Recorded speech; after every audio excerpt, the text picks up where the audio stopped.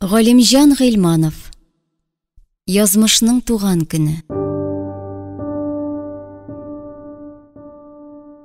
Беренче бүлек. Зөһрә. Зөһрәнең әтисе юк. Әнисе белән генә яши ул. Авылда әбисе, бабасы бар. Туганнары, дуслары да күп аларның. Ә менә әтисе юк. Зөһрә белә, әтисез кеше булмый. Аның да әтисе бар. Әмма ул аларга бер вакытта да килми. Зөһрәнең барлыгын белмидер дә әле. Белсә килер иде. Әнисеннән әтисе хакында берничә мәртәбә сорап та караган иде. Әмма әнисе бу хакта сөйләргә яратмый. Ул бүтән тормыш белән яши ди. Зөһрә аңлый. Әтисенең кайдадыр үз гаиләсе, балалары бар. Әмма аның барыбер әтиле буласы килә. Әнисе бик әйбәт аның. Бер вакытта да тиргәми. Хәтта ялгышып та усал карамый. Әтисе дә юк, үпкәләтмим үзен ди торгандыр инде.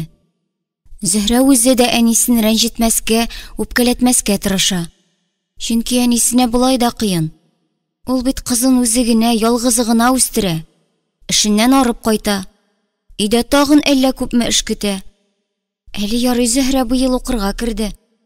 Иртән бакчага илтеп кичен барып аласы юк.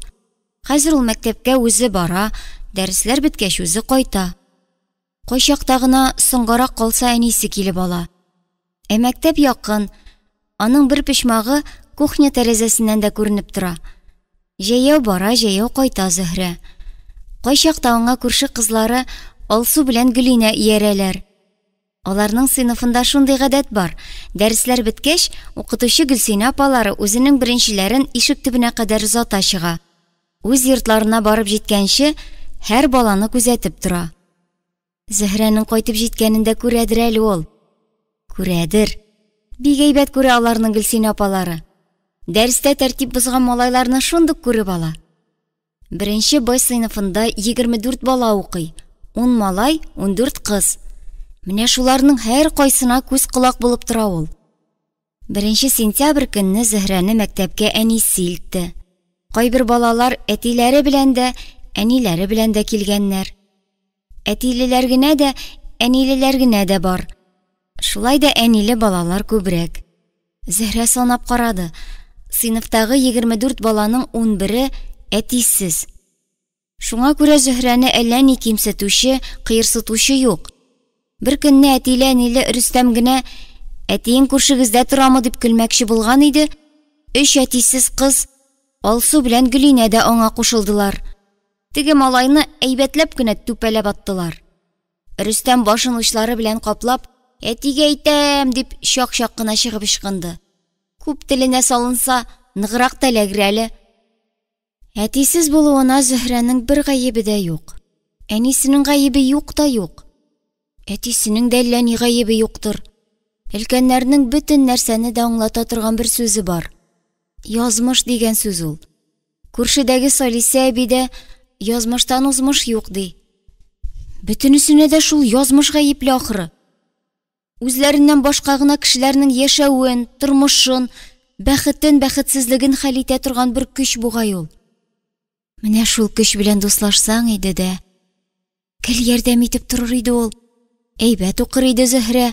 Сыйныфларындагы бөтен малайлар, кызлар аны дус күрерләр иде.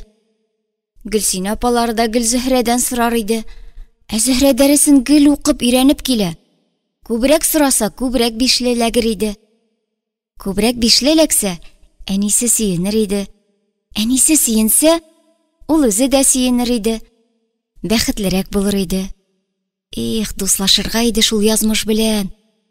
Ул вакытта бәлки әти кеше кирәк тә булмас иде. Әтисез яшәп булса да, әнисез яшәү кыендыр ул. Әнисез бөтенләй дә яшәп булмыйдыр.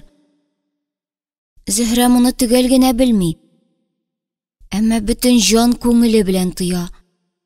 Әни кеше бу дөньяда иң мөһиме, иң кирәге, иң изгесе. Беренче бишлесендә әнисе хакындагы сорауга җавап биреп алды ул. Дөресен генә әйткәндә, иң җиңел сорау эләкте аңа бу көнне. Әниеңне яратасыңмы дип сорады аңардан Гөлсинә апасы. Беренче сыйныфта гына укыса да, Зөһрә укытучы биргән сорауга дөрес һәм төгәл итеп җавап бирергә кирәклеген белә. Шуңа күрә ул Гөлсинә апасының соравына тырышып җавап бирде. Яратам. Ни өчен яратасың? Зөһрә бу юлы ашыгып җавап бирмәде. Җавап бирә алмаганнан түгел. Килешми. Авыр сорауга ашыгып җавап бирергә ярамый. Зөһрә бераз уйланып торды. Әмма озак эндәшми торырга да ярамый. Җавап бирә алмый дип уйлаулары бар. Мин әниемне бик яратам. Чөнки ул үзе дә мине бик ярата. Шушы җавабы өчен Гөлсинә апасы Зөһрәгә олы бишле куйды. Икенче бүлек. Зөһрәнең иң яраткан әйбере. Зөһрәнең әнисе кебек әни беркемдә юк. Ул аны бүтән бернинди әнигә дә алыштырмаячак. Белә белгәннән бирле бергә яшәсәләр дә, Зөһрәне һич ялыктырмый ул. Чөнки нык әйбәт кенә дә түгел. Бик чибәр аның әнисе. Исеме дә матур. Гүзәлия. Гүзәллеккә ия дигән сүз. Ничек инде яратмыйсың андый әнине? Әйбәт, чибәр булса да, бик үк бәхетле түгел ахры. Кайбер көннәрдә мендәренә капланып елый ул. Әллә инде эшеннән нык арып кайта, әллә берәр җире авырта, әллә әнисенең нигә елаганын белми Зөһрә, әмма сорарга кыенсына. Кеше елаганда борчырга ярамаганны гына белә ул. Зөһрә үзе дә сирәк кенә елаштыра. Елаган вакытында кемдер килеп сораша башласа, юата башласа, аның җин ачулары чыга, җаны үртәлә. Хәтта ныграк та елыйсы килә башлый. Теләмәсә дә ныграк еларга туры килә. Әйе шул. Кеше үз алдына гына еларга тиеш. Шуңа күрә Зөһрә әнисе елаганда аның янына бармый. Дәшми-нитми генә үз түшәгендә йоклаган булып ята. Әнисе елап бетергәч, тынычлангач, кинәт уянган булып аның караваты янына бара. Юрганы астына үрмәләп кирип, әнисенең җылы куенына чума. Икесенә дә рәхәт булып китә. Әнисе дә шундук кызын кысып кочаклап ала. Бүтән бер вакытта да үзе яныннан җибәрмәскә теләгәндәй, бик озак җылы куенында тота. Зөһрә бүген бик иртә уянды. Ял көннәрендә гел шулай иртәрәк уяна ул. Ник алайдыр? Дәрескә барасы көннәрдә йокы килеп җафалый. Ял көннәрендә йокы килми интектерә. Әнисе дә торган. Әнә кухняда кыймак пешереп йөри. Янында яткан курчагы да уянды Зөһрәнең. Ул әле сөйләшә белми. Курчаклар сөйләшми дисезме? Ялгышасыз. Курчаклар да сөйләшә. Аның Лилия исемле курчагы сөйләшә белә. Шундый моңлы Лилиянең тавышы. Аның бит әнисе бөтенләй булмаган. Әнисе урынына Зөһрә үзе. Ул курчагын куенына алып, бала киләгәндәге кебек тибрәтеп, бишек җыры җырлый. Эй курчагым, курчагым, и синең матур чагың. Иң яраткан әйберем минем дип, Зөһрә үз янында яткан, әлегә сөйләшә белми торган курчагын күкрәгенә кысты. Зөһрә берәр нәрсә бик ошаса гел шулай. Иң яраткан әйберем минем дип әйтеп куя. Шулай көнгә әллә күпме иң яраткан әйбере барлыкка килә аның. Тәрәзәдән кояш көлеп карады. Зөһрә курчагын ипләп кенә мендәр читенә яткырды да, идәнгә шуып төште. Тәрәзә янына барды. Аннары күк читеннән балкып килеп чыккан көзге кояшка карап, "Кояш, син иң яраткан әйберем минем", диде. Кулларын өскә сузып, кояшны сәламләде. Кояшны тәрәзә төбендәге матур гөл дә сәламләде. Тыйнак кына селкенеп, яфраклары белән кагынып куйды. Кояш ягына очып китәргә теләде ахры ул. Зөһрә гөлнең киң итеп ачылган таҗларына игътибар итте. Үзе дә сизмәстән, нәни ушы белән бу матур гөл чәчәгенең алсу кирпекләрен иркәләп сыйпап куйды. Иң яраткан әйберем минем дип әйтергә дә онытмады. Шул вакыт күрше бүлмәдән әнисе килеп чыкты. Зөһрәнең бүлмәсендә тагын бер кояш пәйда булды. И кояшы, күңел кояшы. Бүлмәләр, күңелләр балкып китте. Зөһрә бу минутта курчагы хакында да, тәрәзә төбендәге алсу гөл хакында да онытты. Кызым торган икән. Әнисе кулларын сузып килеп кызын яратып кочаклап алды. Аның җылы, йомшак сулышыннан Зөһрәнең колагычлары кытыкланып китте. Әнием, ниндидер серле, илаһи бер сулышта бер-берсенә бик тә газиз ике җан, ике йөрәк бер булып тибә башладылар. Бу тибешкә, бу бәхеткә Зөһрәнең иң яраткан әйберләре, әлегә сөйләшә белми торган курчагы, алсу гөле, иртәнге кояш шаһид иде. Әнием, нәрсә пешерәсең? Нәрсә пешергәнен белсә дә, сорарга булды Зөһрә. Әни кешегә кызының соравына җавап бирү күңелледер ул. Җавап бирү кыен булса гына күңелсез булыр иде. Әнисе пешергән бит инде ул тәмле кыймакларны. Шуңа күрә рәхәтләнеп җавап бирәчәк. Кыймак пешердем, кызым. Син яратканча пешердем. Әйдә, юын, киен, чәчләреңне тара да, чәй эчәргә чык. Әнисе чыгып киткәч тә, бераз уйланып торды Зөһрә. Курчагыннан, кояштан, гөлләрдән, тагын бик күп нәрсәләрдән дә якынрак, хәтта иң яраткан әйбере бар бит аның. Әнисе бар. Их, үзенә генә әйтә алмады бу хакта. Әйтергә кирәк. Ул моны белергә тиеш. Зөһрә ике дә уйламыйча, үзе генә уйлап тапкан изге сүзләрне әйтү өчен йөгереп кухняга чыкты. Әнием, син минем иң яраткан әйберем. 3нче бүлек. Чит кеше. Зөһрә әнисендәге үзгәрешне шундук сизде. Менә берничә көн инде ул атлап түгел, очып йөри. Йөзе кояш кебек яктырып китте.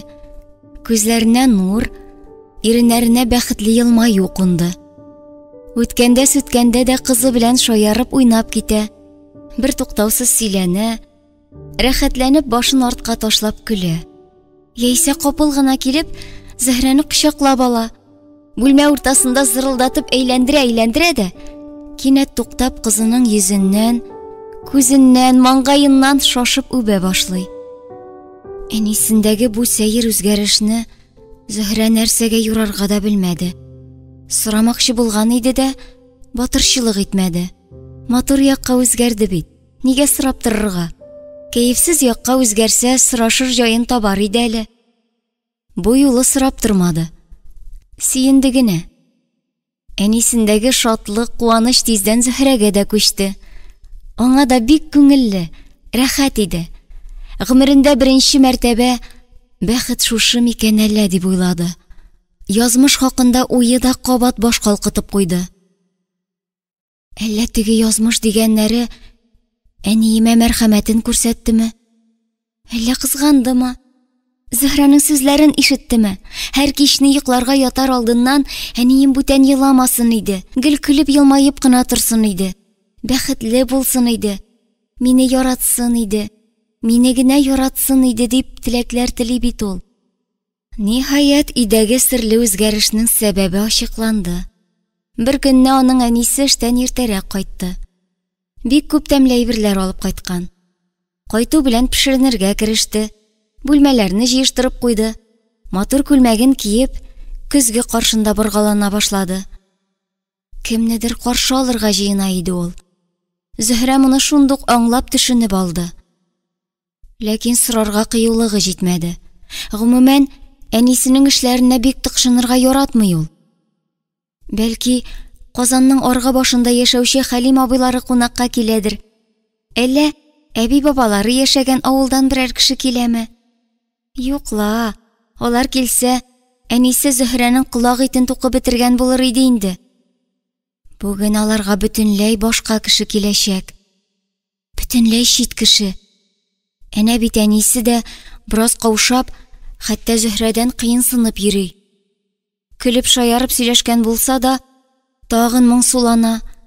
Йөзенә сагышлы нурлар төшә. Күз карашларын каядыр читкә, урамнардан, йортлардан, хәтта Казанның үзеннән дә ераккарак төбәп, тирән уйга кала. Зөһрә дәрес хәзерләгән булып утыра. Ул инде күптән өйгә бирелгән эшләрен эшләп бетерде. Астан гына әнисен күзәтә. Ул белә, барыбер бер вакыт аның янына киләчәк һәм кызым дип ягымлы тавышы белән назлап эндәшәчәк. Аннары бүген кич кем киләсен әйтәчәк. Кунак янында тәртипле, тәүфиклы булырга, ашаганда кашыкны уң кулга тотып ашарга, капкан ризыкны иреннәрне шәпелдәтмичә чәйнәргә, стәл артында олылар сүзенә кысылмыйча утырырга, соңыннан икенче бүлмәгә чыгып, уенчыклар белән уйнарга, комачаулап йөрмәскә кушачак. Кызым! Әнисе сак кына килеп, кызын кочаклап алды. Иң элек баш түбәсеннән, аннары маңгайыннан, аннары борын очыннан, аннары иреннәреннән үбеп чыкты. Зөһрә бу назга ышанып бетмәде. Әнисенең ялагайланып, кызына ярарга тырышып назлавы көн кебек ачык иде. Кызым, бүген безгә бер кунак абый киләчәк. Әйбәт тот үзеңне, яме? Нинди абый? Зөһрә бу юлы сорамый кала алмады. Чөнки моңа кадәр аларга кунак абыйларның килгәне юк иде. Хәлим абыйларын исәпкә алмаганда. Ләкин ул бит кунак абый түгел, туган абый. Син аны белмисең, кызым. Ул беренче мәртәбә генә килә әле. Әйбәт абый ул. Балаларны бик ярата. Сине дә яратыр. Анысын бераз арттыра әнисе. Алай юк түгелдер әле. Балаларны яратса, балаларга барыр иде. Әнә бит ул, әнисе янына килә. Нигә килә соң ул безгә? Нигә дип? Минем янга килә. Синең янга да килә. Мин аны әйбәт беләм. Ә син әле белмисең. Бүген таныштырырмын. Сез дуслармы? Безме? Без дуслар. Алайса килсен, үземне әйбәт тотармын. Рәхмәт, кызым. Зөһрәгә рәхмәт кирәкми. Үземне әйбәт тотармын дип былай гына әйтте ул. Әнисенең кәефе китмәсен дип. Нинди кунак абыйдыр бит әле. Дөресен генә әйткәндә, Зөһрә хәзер үк аны яратмый инде. Бу абый кеше нишләп аларга килә әле? Нәрсә кирәк аңа? Кем кирәк? Ниһаять көткән кеше килде. Матур бер абый кыенсынып кына ишектән керде. Кулындагы чәчәк бәйләмен хуҗабикәгә тапшыргач, Зөһрәгә төбәп карап, "Исәнме?" диде. Хатын-кызларныкы кебек матур ак юка кулын сузды. Зөһрә дә теләмичә генә нәни учларын бирде. Кунак абый баштарак ошады Зөһрәгә. Елмаеп кына тора, матур итеп сөйләшә, әнисеннән күзләрен дә алмый. Көлгәндә ул тагын да матуррак, мыеклары да килешә. Чәче дә җыйнак итеп таралган, киемнәре дә пөхтә, матур, килешле. Хәтта ыспай. Чит кеше көзге каршында чәч сыпырып алгач, Зөһрә каршына чүгәләп таныша башлады. Әйдә танышабыз. Минем исемем Ясир. Ясир абый диләр мине. Ә син кем? Зөһрә. Зөһрә? Нинди матур исем. Венера буласың алайса? Юк, Зөһрә. Ярый, Зөһрә булсын. Татарча булсын. Әнисе кунак абыйны өстәл артына чакырды. Кызын атап чакырмаса да, Зөһрә иң беренче барып утырды. Ул да хуҗа бит әле монда. Ә Ясир абыйсы кунак кына. Өстәл артында әнисе белән кунак абыйның сүзе ябышмады. Алар Зөһрәдән кыенсыныпмы, иркенләп сөйләшеп китә алмыйлар. Зөһрә дә чит абыйга тиз генә ачылмады. Аннары әнисе дә олылар сүзенә кысылма дип кисәтеп куйган иде. Әмма ул шуны да сизеп күреп торды. Әнисе дә, Ясир абыйсы да бик тә серле итеп күзләре карашлары белән сөйләшеп утыралар. Алар бер-берсенә бик тә ошыйлар бугай. Әнә бит, Зөһрәнең барлыгын да оныттылар. Үзләре балаларга бик үк аңлашылып бетми торган сүзләр сөйләшәләр. Кайберләрен телевизор аша күрсәтелә торган сериалларда ишеткәне бар-барын. Бигрәк тә язмыш хакындагы сүзләргә игътибар итте Зөһрә. Язмыш очраштырды безне Гүзәлия. Син минем язмышым бүләге. Зөһрә. Зөһрә кем бүләге? Зөһрәме? Зөһрә синең бүләгең. Язмыш ялгыштырмасмысың, Ясир? Мин йөрәгем белән тоям. Ул алдамый мине. Бергә булу өчен язмышны син генә түгел, мин дә, ул да тоярга тиеш, Ясир.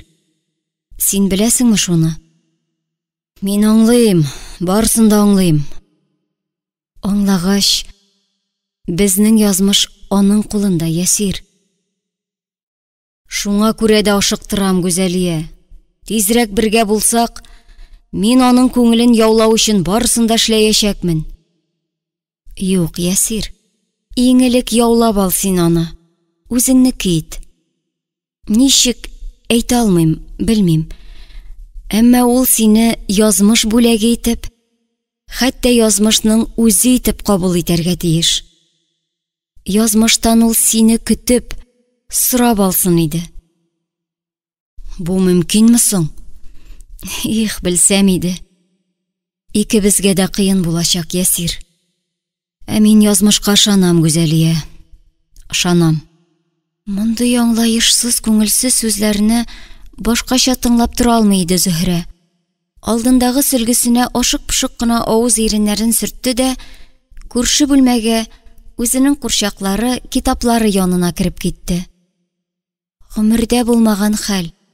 Рәхмәтен дә теләмичә генә, пышылдап кына әйтте. Шул керүеннән кабат залга әнисе белән кунак абыйсы янына чыкмады.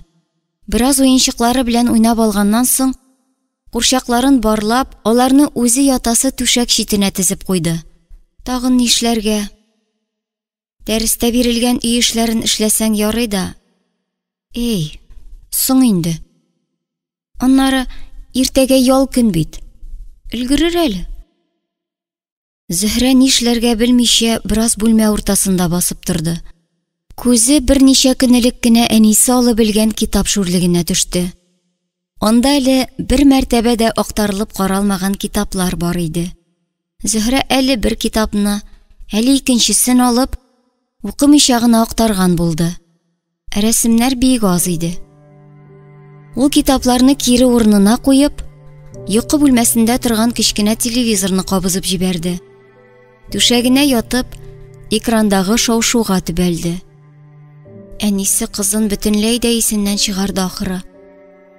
Кунак абый дигәч тә, әле ул беренче мәртәбә генә килгән. Инде әнисе Зөһрә хакында онытты да. Көн сайын килеп йөри башласа. Зөһрә бу хакта уйларга да курыкты. Ул үзе дә сизмәстән чытырдатып күзләрен йомды. Аннары сабый күңеленә төшкән авыр хисләрдән арып талчыгып, тирән йокыга китте. Берничә көннән Ясир абыйсы тагын килде. Бу юлы да кулына чәчәк бәйләме тоткан. Әнисе яраткан розалар. Зөһрәгә дә бүләк бар иде. Чып-чын кул сәгате. Кунак абый чәчәк бәйләмен тоттыргач, Зөһрәнең әнисен үбеп алды. Ул моны бик матур итеп, кинолардагы кебек эшләде. Әмма Зөһрәгә бу ошап бетмәде. Ул бит әнисенең ире түгел, Зөһрәнең әтисе түгел. Туган көнең белән, диде аңа Ясир абыйсы. Минем туган көн мартта ук булды инде, дип акланыбрак җавап бирде Зөһрә. Мин юк идем бит ул вакытта. Менә бүләгемне хәзер генә бирәм. Котлы булсын. Рәхмәт. Зур үсәме? Бүген Зөһрәгә Ясир абыйсы тагын да матуррак булып күренде. Әллә бүләк алып килгәнгә инде. Әмма бераздан әнисенең бу яңа танышы аңа ошамый башлады. Чөнки тагын шул хәл кабатланды. Баштарак табын артында юк-бар сөйләшеп утырдылар. Яннарындагы Зөһрә хакында да онытып, бер-берсенә серле, сәер карашалар. Икесе генә диярсең. Алар хәтта Зөһрәнең үз бүлмәсенә кирип китүен дә сизмәделәр. Үз бүлмәсе инде. Бөтен нәрсә дә таныш һәм кадерле монда. Курчаклары да, китаплары да, мендәре дә, стенадагы сәгать тә. Зөһрә кулындагы бүләк сәгатьне исенә төшерде. Аны озак кына өйрәнеп утырды. Аннары көн сайын алып карый торган китапларын актарып чыкты. Әнисе аның янына кирип, тәмле йокы теләде. Ясир абыйсы да башын тыгып кына: "Тәмле төшләр күрәме, Зөһрә акыллым", диде. Зөһрәгә рәхәт булып китте. Әмма бу рәхәтлек бик тиз юкка чыкты. Аны тагын оныттылар. Хәтта бүләк сәгате дә күңелен күтәрә алмады. Зөһрә куркыныч фильмнар күрсәтүче телевизоры белән ялгызы гына калды. Шулай телевизоры белән бергә йоклап та киткән ул. Иртән бер авыз сүз сөйләшмәде Зөһрә. Әнисе берничә мәртәбә: "Кызым, нәрсә булды сиңа? Ник минем белән сөйләшмисең?" дип сораса да дәшмәде. Бик ялкыткач кына: "Теге абый бүтән килмәсен, яме әнием", дип кырт кисте. Ана кеше телсез калды. Бираздан басынкы тавыш белән, гаепле кеше кебек, хәтта бераз акланган шикелле, әмма кискен генә әйтеп куйды: "Ярар, кызым. Бүтән килмәс." Шул көннән соң кунак абый бүтән күренмәде. Аның хакында әнисе дә бер сүз катмады. Зөһрә берничә мәртәбә сорашмакчы булган иде, сорашмады. Әнисен юк-бар белән борчый торган гадәте юк аның. Әнисе дә ләммим. Ул Ясир исемле таныш хакында бөтенләй онытты ахыры. Күзләрендәге моңсу карашны исәпкә алмаганда. Аның тормышында хәзер бөтенесе әйбәт. Эшкә бара, эштән кайта. Зөһрәгә дәрес хәзерләргә булыша. Кай чагында Зөһрәне куенына алып, тәрәзәдән ерак офыкларга карап, моңлы итеп җырлый. Кеше җирдән ерак китә алмый. Хыял канатлары булса да. Гел елмаеп көлеп яши кеше. Моң сагышка җаны тулса да. Зөһрә бүләк сәгатен берничә көн киеп йөрде дә, салып шүрлеккә куйды. Ясир абыйсы килер дә: "Ник тагып йөрисең бу сәгатьне? Син бит мине яратмыйсың", дияр кебек. Нишләп яратмасын? Зөһрә аны үзенчә ярата да. Әнә бит ул аның әнисен ничек хөрмәтли, хәтта чәчәкләр бүләк итә. Чәчәк үк бирмәсә дә, Зөһрәгә әнә нинди затлы сәгать бүләк итте. Әйбәт, бик әйбәт абыйдыр ул. Тик нигә китерәсе килмисең аның бу абыйны? Нәрсәдән курка Зөһрә? Нидән шикләнә ул? Нидән сагая? Сагайырсың, куркырсың да шул. Зөһрәнең бердән-бер кадерле, газиз кешесен, әнисен алып китсә, кызын япа-ялгыз калдырса, моңа кадәрге тату, тыныч, хәтта бераз бәхетле тормышлары җимерелсә, Зөһрә бик бәхетсез булыр иде. Ул бәхетсез булгач, аның әнисе дә бәхетсез булыр. Әнисе дә моны аңлады ахыры. Кызын ярата бит ул. Бик ярата. Хәтта үлеп ярата. Тукта. Ничек инде үлеп? Дөрес түгел бу. Үлмәсен әле. Бик кирәк аңа әнисе. Чөнки Зөһрә үзе дә әнисен үлеп ярата. Үлеп? Шулай әйтелә генә әле ул. 4-нче бүлек. Язмыш бүләге. Беренчедә генә укысалар да, Зөһрәләр сыйныфында балалар олылар теле белән сөйләшергә яраталар. Бер көнне Илнар исемле малай уйламагандан итмәгәндә без шундый бай дип әйтеп куймасынмы? Аның белән бер парта артында утырган Наилә ышанмады. Нәрсәгез барсың сезнең дип сорады. Бездә барысы да бар дип ышандырырга тырышты Илнар. Әнинең алтын әйберләре бар, әтинең машинасы, гаражы бар. Без әле дачада алабыз. Без 3 катлы коттедж салдырдык дип сүзгә кушылды Марат. Безнең видик бар, компьютерда бар диде Рәсим исемле малай. Безнең дип сулышына буылып сөйләп китте Рөстәм. Безнең өйдә тимер шкаф бар. Әти аның эченә акча җыеп бара. Шыплап тулды инде ул. Зөһрәнең дә мактанасы килде. Әмма ул белми әле, баймалар юкмы? Кыйммәтле машиналары да, 3 катлы йортлары да юк.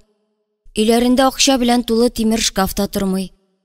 Әнисенең колагында алтын алка барын. Анысы байлык түгел бит. Кайчандыр Зөһрә тугач әтисе бүләк итеп биргән. Әтисе яннарында булса, алар да бай булырлар иде.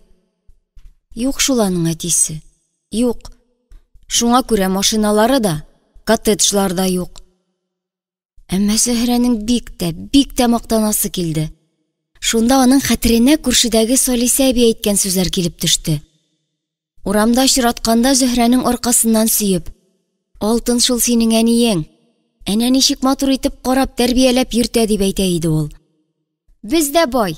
Беләсегез килсә, минем әнием алтын дигәнен сизми дә калды Зөһрә.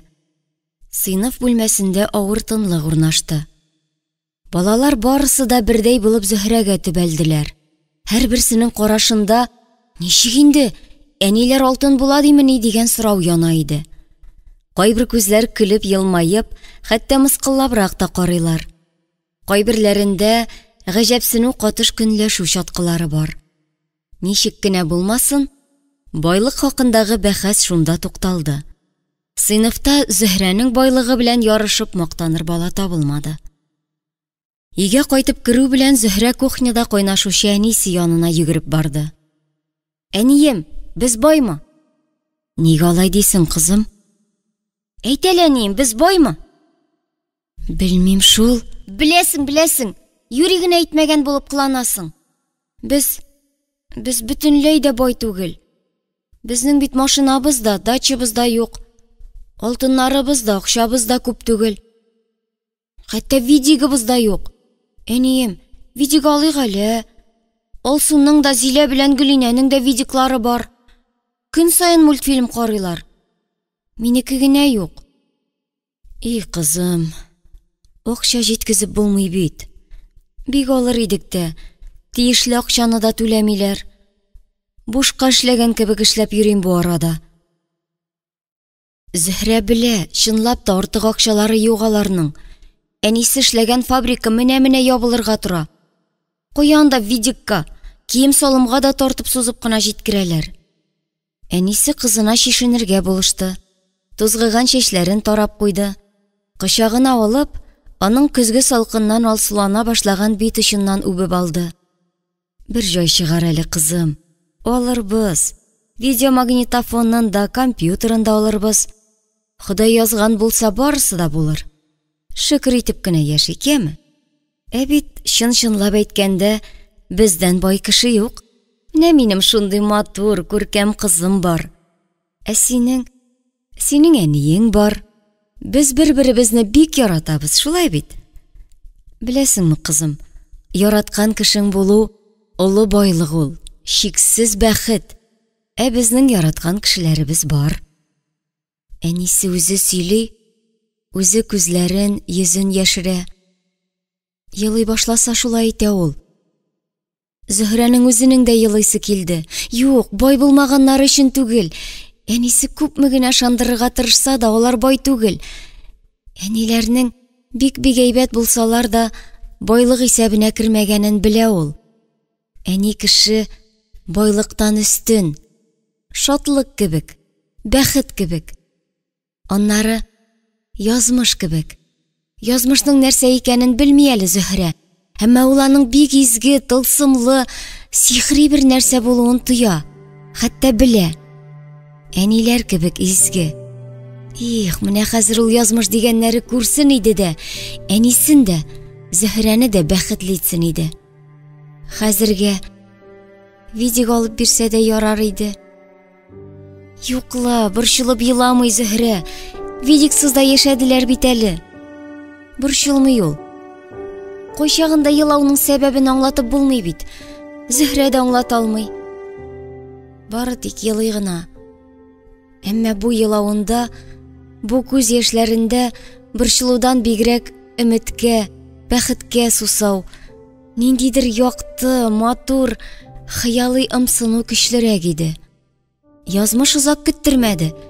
Икенче көнне үк Зөһрәләргә матур ялтырау кәгазьгә төрелгән посылка кертеп бирделәр. Аның эченнән өр-яңа видеомагнитофон чыкты. Кыска гына хаты да бар. Зөһрә акыллым, менә син сораган видик. Шуны бел, асыл байлык акча да, алтын да, башка әйбердә түгел. Кешенең байлыгы саф ихлас күңелендә, тугры җанында, ярсу йөрәгендә һәм матур хыялында. Мин дә синең бәхетле булуыңны телим һәм моның өчен барысын да эшләргә вәгъдә бирәм. Синең Бу көнне алар бәйрәм ясадылар. Серле бүләкне телевизор янына урнаштыргач, күршедән кассета алып керделәр. Аннары бер-берсенә сыйынышып утырып, телевизор экранына төбәлделәр. Бираздан әнисе кухняга кирип китте. Шыш-пыш килеп тәмле әйберләр пешерә башлады. Зөһрә үзе генә видик карап калды. Карый-карый серле хат кисәген тагын бер мәртәбә укып чыкты. Матур, тигез итеп яшел кара белән язылган язуны ул бөгәрләмәскә, тапламаска тырышып, кадерләп, иң яраткан әйберләре саклана торган агач тартмага салып куйды. Шунда ул кайчандыр Ясир абыйсы бүләк иткән сәгатьне күреп алды. Аны беләгенә тагып карады. Тагын салды. Ясир абыйсының усал йөзе күз алдына килде. Бираздан бу усаллык бетте. Ясир абыйсы елмая көлә башлады. Зөһрә сәгатьне кабат тагып куйды. Бу юлы салмады. Сәгатен таккан килеш әнисе янына кухняга чыкты. Видикның каян килүе, кем бүләге булуы хакында сорашмады Зөһрә. Әнисе каян белсен аны? Бу видикны язмыштан Зөһрә үзе сорап алды бит. Әнә хатының ахырына да синең дип язылган. Синең язмыш дигән сүз бит бу. Тукта, әнисе нишләп бер сүздә эндәшмисең әле? Ник гаҗәпләнми? Бердән бер кызы язмыш тикле язмыш белән сөйләшә, аралаша башлады ласа. Бу бит мөгъҗиза, төштә, әкияттә генә була торган хәл. Нигә дәшми? Нигә аптырамый аның әнисе? Әнием, беләсеңме кем җибәргән миңа бу видикны? Белмим шул. Үзем дә аптырыйм. Ярар, кызым. Кем генә бүләк итсә дә, начар кеше түгелдер әле. Син сорадың, ә ул бүләк итте. Тик син күп сорама, яме? Артык борчыма аны. Бу Зөһрә тәртипсез, тәрбиясез кыз икән дип уйлар. Ә мин беләм аның кем икәнен. Беләсең? Кем соң? Әнисе шундук сагайып уйчанланып калды. Ул язмыш. Кем? Бу юлы аның әнисе яңгыратып көлеп җибәрде. Язмыш. Язмыш? Кызык, чынлап та язмыш булып чыкмагае бу. Кызым, шулай гына булса ярар иде, әйеме? Әйе. 5-нче бүлек. Зәңгәр чәчәкле гөл. Мәктәптән кайтканда Зөһрә иң элек тәрәзәләренә күтәрелеп карый. Үз тәрәзәләренең астан һәм өстән ничәнче булуын ул күптән белә. Балалар бакчасына йөргәндә үк әнисе өйрәтеп куйган иде. Өске яктан 4 тәрәзә, аскы яктан 4 тәрәзә санарга кирәк. Уртада аларның тәрәзәләре. Әнә әнисе тәрәзәләренә матур пәрдәләр илгән. Алар бигрәк ак, курчак күлмәге кебек. Чит чатлары шелтәр белән кайып эшләнгәннәр. Әллә каян көлеп, үзләренә чакырып торалар. Зөһрәләрнең тәрәзәләрендә гөлләр дә күп. Нинди генә гөлләр үстерми аның әнисе. Шулай да Зөһрә бүлмәсендәге тәрәзә төбендә торган алсу гөлдән дә матуры юк. Һәр көн мәктәптән кайтканда Зөһрә үзләренең тәрәзәләренә күтәрелеп карый. Гөлләр үз урынындамы? Һаман шулай матур булып утыралармы? Зөһрә бүген дә үз тәрәзәләренә ерактан ук карап кайтты. Әнә алар, аппак шелтәрле тәрәзәләр. Аның алсу гөле дә шунда. Зөһрә аны алсушка дип йөртә. Тик нигәдер гөлләрнең алсу чәчәкләре күренми бүген. Әллә коелып беткәннәрме? Юктыр, иртән генә матур булып тәрәзә төбендә утырып калганнар иде ләса. Моның ниндидер хикмәте булырга тиеш. Гөлләр көндезләрен кояшка, көнгә, яктылыкка карап утыралар. Гөлләр яктылык ярата бит. Инде гөлләр өй эченә карап утыралар икән. Димәк, Зөһрәнең әнисе эштән кайткан. Бары шул гына. Ул ах-ух килеп кайтып кергәндә, әнисе гөлләргә су сибеп йөри иде. Өстен алыштырып алгач, Зөһрә дә әнисенә булыша башлады. Әнисе шәеңне эч еңелек дип караса да тыңламады. Кечкенә кумганына су салып, үз бүлмәсенә кирип китте. Тәрәзә төбендәге алсу чәчәкле гөленә су сипкәндә, шул хакта уйланды. Зөһрә мәктәптә чакта бу гөлгә бик тә яман судыр. Көне буе ялгыз яши бит ул. Икәү булсалар күңелрәк булыр иде. Тату, бәхетле гомер кичерерләр иде. Әйе, тагын бер гөл кирәк бу тәрәзә төбенә. Ничек баштарак уйламаган ул бу турыда? Әнисенә әйтсә, бер матур гөл алып кайтып бирер иде әле. Бүген үк әйтәчәк. Тагын бер гөл сораячак Зөһрә. Менә күрерсез дә торырсыз, аның алсушкасы янында тагын бер гөл яши башлаячак. Нигә әнисенә әйтеп торсын ди? Аның бит хәзер сорар кешесе бар, язмышы бар. Бүген үк хат язып салачак ул аңа. Видео өчен дә рәхмәт әйтмәгән әле. Шәй ичеп, бераз дәресләрен карап алгач, Зөһрә хат язарга утырды. Нигәдер язганнарын әнисенә күрсәтәсе килмәде. Бу бит аның үзенең генә әсере, үзенең генә язмышы. Аның әнисе әйбер сорап бүтәннәрне интектермә диячәк. Зөһрә моны бик яхшы белә. Шуңа күрә нәрсә язганын бер кемгә дә күрсәтмәскә булды. Исәнме язмыш дип башлады ул үзенең хатын. Видео өчен зур рәхмәт. Мин аны ял көнендә генә карыйм. Бүтән көннәрдә карасам, әнием ачулана. Мин тагын бер әйбер хакында сорашмакчы идем. Миңа бер гөл кирәк. Берәү бар. Тагын берәү кирәк. Синдә гөлләр бармы? Булса, алсу чәчәкле булмасын. Андый гөлем бар инде.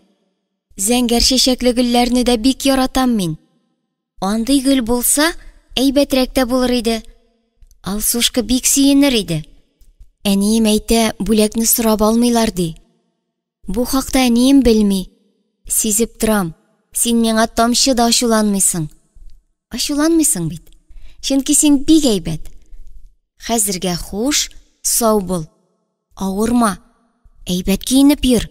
Кайнар чәй эчкәч шундук урамга чыкма. Салкын тидерүең бар. Пока. Сәлам белән Зөһрә. Зөһрә язган хатын конвертка салып ябыштырып куйды. Әмма ул язмышның кайда яшәгәнен белми иде. Бәлки, әнисе беләдер. Беләдер, чөнки әниләр барысын да беләләр. Зөһрә кулына кызыл каралы каләмен алып, язмышка бирергә дип язып куйды. Конвертның бер як читенә олы йөрәк төшерде. Сыйныфтагы кызлар бер-берсенә хат язышканда шундый йөрәкләр төшерәләр. Зөһрә белә, бу билге яратам дигәнне белдерә. Аннары ул залга телевизор карап утырган әнисе янына чыкты. Мыштым гына килеп муеныннан кочаклап алды. Бүлмәдә чит ят кеше булмаса да, колагына үрелеп, мин язмышка хат яздым дип пышылдады. Үзе җавап та көтеп тормыйча, йөрәкле хатны әнисенең куенына тыкты да, йөгереп чыгып китте. Иртәгесен Зөһрә көне буе ниндидер тылсым көтеп яшәде. Йокыдан торгач тагын бер мәртәбә үзенең кичә язган хаты хакында уйлады. Барып җиткәндер инде ул хат. Алгандыр, укыгандыр аны язмыш. Мәктәптә дә шул хатны гел исенә төшереп торды. Укуы да рәхәт, җиңел иде бүген. Әллә шуңа инде 3-5 алды. Гөлсинә апасы бөтен сыйныф алдында мактады үзен. Зөһрәдән үрнәк алыгыз, ул матур яза башлады. Хаталары да юк диде. Соңгы дәрестә вакыт аеруча акырын үтте. Зөһрә хисап дәресенең башында ук үзенә тиешле 5-лене алып куйды да тәрәзәгә карап утыра башлады. Үз тәрәзәсе күренми шул аның. Тәрәзәсе күренсә, рәхәтрәк булыр иде. Мәктәп тыкрыгыннан борылып, ишек алларына килеп чыгуга ук, Зөһрә үз йортларына күтәрелеп карады. Тәрәзәсен эзләп тапты. Анда аның алсушкасы Зөһрәне таныган кебек тышка үрелеп карап тора иде. Янәшәсендә нинди зәңгәрлек! Зәңгәр ут! Зәңгәр ялкын! Юкла, зәңгәр чәчәк бу, зәңгәр гөл! Барып җиткән Зөһрәнең хаты. Язмыш аны укыган да Зөһрәгә бүләккә зәңгәр чәчәкле гөл җибәргән. Әнә ул гөл.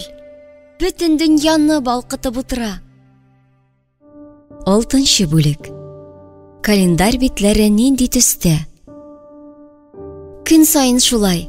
Зөһрә мәктәптән йөгереп кайта да, стенада эленеп торган календарь каршына килә. Аннары тирә-ягына каранып, әнисе юклыгына ышангач, кесәсендә йөргән кечкенә кызыл карандаш белән календарьның бүгенге битен буйый башлый. Кызылга буялган битләр көннән-көн арта бара. 5 алган көннәрендә генә буйыла ул календарьны, әмма шулай туры килә инде. Көн сайын 5 алып кайта Зөһрә. Кайбер көннәрдә 2-шәр, 3-шәр 5 куялар әле. Шуңа күрә көн сайын кызылга буярга туры килә календарьны. Кып-кызыл булып бетте инде ул. Әнисе күрсә, орышыр микән? Зөһрә белә, китапларны буярга ярамый. Календарьны да буярга ярамыйдыр. Ә менә Зөһрәнең гел буйысы килә. Кызыл белән язылган календарь битләре бәйрәм көннәре бит. Зөһрәнең дә 5 алган көннәрдә календарьны кызылга буяп, бу көннәрне бәйрәм итеп күрсәтәсе килә. Бәйрәм ясаган өчен әнисе нигә тиргәсен ди аны? Бүген Зөһрә уку елы башлангач беренче мәртәбә календарьга кагылмады. Юк, 5 алмаганнан түгел. Ул бүген беренче тапкыр 2 алып кайтты. Әнисен әйтмәде, курыкты. Кайсы дәрестән бит әле? Хисаптан, ягъни иң яраткан дәресеннән. Бүтән сыйныф аптырады. Дәрестә бирелгән мәсьәләләрнең берсендә дөрес шиша алмады Зөһрә. Өстәмә сораулар да җавапсыз калды. Ничек кенә куймаска тырышса да, Гөлсинә апасы аңа чатнатып 2 куеп җибәрде. Икенче көнне дә шул ук хәл кабатланды. 2 үк алмаса да, Зөһрә дәрестә ялгышып килеп кергән чит ят кеше кебек берни аңламый утырды. Өйгә кайткач математика китабын алып, бүгенге мәсьәләләрне шишеп тикшереп карады. Дөрес җавап таба алмады. Әнисе дә янына килеп берничә мәртәбә өйрәтеп китте. Әмма Зөһрә барыбер мәсьәләләрнең асылын аңлап җиткерә алмады. Урамда күрше кызлары белән уйнап йөргәндә дә башыннан шул хисап гамәлләре китмәде. Көл шундый ул. Берәр нәрсәсе барып чыкмаса, һаман борчылып йөри. Бу кыен хәлдән чыгу юлларын эзли. Кичәле бүгенле шиша алмаган мәсьәләләрне Зөһрә тагын өйрәнеп карарга булды. Шуңа күрә уеннан иртәрәк керде. Шишенеп, әнисе тирәсендә иркәләнеп назланып алгач, үз бүлмәсенә барып өстәле артына утырды. Алдында яткан хатны ул шунда ук күрде. Иң гадәти конверт иде ул. Әмма эчендә ниндидер тылсым да бар сыман. Тышына Зөһрәгә дип язып куелган. Зөһрә үзенең сабый акыллы, әмма бик тә өлгер зиһене белән шундук аңлап алды. Бу хат язмыштан килгән. Язуы да аныкы, яшел каралы. Хәрефләр инҗе бөртекләре кебек тигез, матур. Кешеләр булай матур итеп яза алмый. Зөһрә ашыгып кабаланып конвертны ачты, йотлыгып укый башлады. Зөһрә акыллым, хисап дәресләрендәге кыенлык хакында беләм. Шул хакта берничә киңәшем бар. Беренче, кәефеңне төшермә. Икенче, кыенлыкларны әниең белән бергә җиңәргә өйрән. Ширин яшергән үлгән диләр бит. Өченче, хисап фәнендә иң беренче шарт эзлеклелек. Беренче дәрестән алып бөтен хисап кагыйдәләрен кабатлап өйрәнеп чык. Кайсыдыр гамәл кагыйдәсен аңлап җиткермәгәнсеңдер. Моннан 2 дәрес алда нинди кагыйдә өйрәндегез? Шуны аеруча нык өйрән. Мисаллар белән тикшереп кара. Сиңа уңышлар телим. Хат яз. Язган хатыңны йоклар алдыннан мендәр астына куеп калдыр. Синең, я. Зөһрә язмыштан килгән хатны тотып, әнисе янына кухняга йөгереп чыкты. Әнием, карале, язмыш миңа менә нинди хат җибәргән. Кем? Язмыш. Теге вакытта да язган иде бит, хәтереңдәме? Әнисе матур пөхтә итеп төзелгән хат юлларына текәлеп карап торды да, чынлап та серле, бик серле икән бу хат. Язылганча эшләп карыйсыңмы соң, кызым? Әнә бит тагын бер мәртәбә бөтен дәреслекне карап өйрәнеп чыгарга кушкан. Миңа калса, аның сүзендә дөрестлек бар. Әнием, ничек керә икән ул безнең өйгә? Кем? Язмыш. Күренмичә йөри алам икән әллә ул? Язмыш бит ул, кызым. Язмыш илаһи зат, сихри көч, тылсым иясе дигәнне белдерә. Шуңа күрә ул бөтен нәрсәне булдыра. Алла кебекме? Юктыр. Алла ул зуррак, көчлерәк, акыллырак.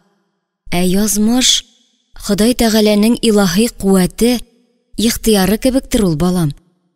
Әмма Алланың үзе түгел. Алланың баласы кебекме? Бәлки шулайдыр. Әнием, менә әле дә безгә карап торамы ул? Безне күрәме? Кем?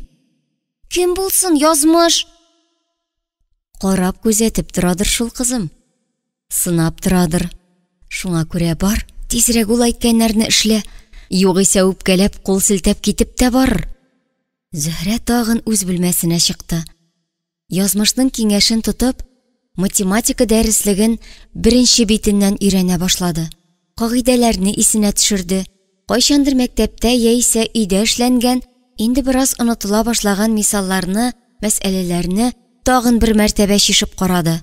Шулай көнне көнгә кабатлап килә торгач, ул өйрәнелми калган кагыйдәгә дә килеп җитте. Кинәт Зөһрәнең зиһенендә ниндидер якты, бәхетле нурланыш барлыкка килде.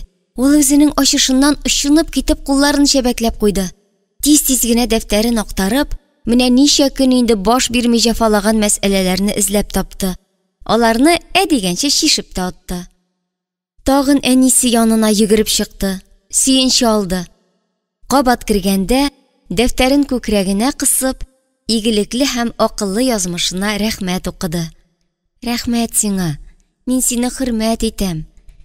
Мин сине яратам. Рәхмәт, язмышым минем. Икенче көнне Зөһрә хисаптан бер юлы 2 бишле алды. Берсен кагыйдәләрне дөрес сөйләп, аңлатып биргән өчен куйды Гөлсинә апасы, икенчесе өй эшен дөрес эшләгән өчен куелды. Зөһрәнең үзенә караганда да Гөлсинә апасы ныграк сөенде. Дәрес беткәч, янына килеп, әтиең булыштымы дип тә сорады әле. Уныткандыр. Зөһрәнең әтисе юклыгын белә иде бит ул. Берәрсе булышса, әтисе булышкан була дип уйлаганнан гынадыр. Зөһрәнең әтисе булмаса да, бүтән булышыр кешесе бар. Бар шул. Әтиләрдән бер җире белән дә ким түгел. Күзгә генә күренми. Бөтен айырма шунда. Калганы әтиле балалардагы кебек. Видик та алып бирде. Гөл дә бүләк итте. Хисап эшләрендә дә булышты. Хисаптан бишлеләр алган көнне стенадагы календарьның тагын бер бите кызылга буялды. Моннан соң да календарь битләре бәйрәм төсенә керә барды. Хисаптан мәсьәлә чишә алмый йөргән 2 көн генә кап-кара булып, күңелне шомландырып, буялмыйча, бизәлмичә калды. Зөһрә ул битләргә карап кына кәефен төшермәде. Эш бит бишлеләрдә дә, календарь битләренең кызылга буялу-буялмавында да түгел. Моның мәгънәсе кешенең асылына, ихтыяр көченә, максатына, иманына барып тоташа. Кеше үзе теләмәсә, сихри, илаһи көчләр генә аны яхшырта алмый. Зөһрә бу хакта анык кына белми әле. Әмма үзенең саф, самими күңеле белән тоя, сизә иде. 7нче бүлек. Руслан. Ишек алдында Зөһрәне рәнҗеткән кеше юк. Чөнки ул үзен тота белә, үчекләшми, үртәшми, башкалар турында ямьсез сүзләр сөйләп йөрми. Күбрәк Алсу белән Гөлинә белән аралаша. Гел бергә алар. Кайчакта гына үпкәләшеп алалар. Кемнеңдер җыйган фантигы күбрәк булып чыга. Кемнеңдер бантигы матуррак яисә уенны кызыграк. Озак үпкәләшмиләр тагын. Икенче көнне үк мәктәпкә бергә чыгып китәләр. Малайлар белән дә тату Зөһрә. Дөресен генә әйткәндә, Малайлар арасында аның дусты юк, ә менә танышлары күп. Күрше подъездда яшәүче Руслан белән генә бер мәртәбәдә сөйләшкәне юк аның. Сөйләшер иде дә, кыенсына. Әллә нәрсә була да куя шул малай очраса. Ошый дисәң инде. Юктыр, ошамыйдыр. Ишек алдында иң хулиган малай бит ул. Нигә кызара, нигә ояласың аның каршында, Зөһрә? Моның сәбәбен ул әлегә әйтә алмый. Бәлки бу сорауга җавап бирерлек яшьтә түгелдер ул. Бәлки бу сорауга бер генә яшьтә дә җавап биреп бетереп булмыйдыр. Бәлки бу сорауга бөтенләй җавап юктыр. Бердән бер көнне менә шул Руслан дигән малай Зөһрәне бик нык кыерсытты, рәнҗетте. Зөһрә Алсу белән сөйләшеп тора иде.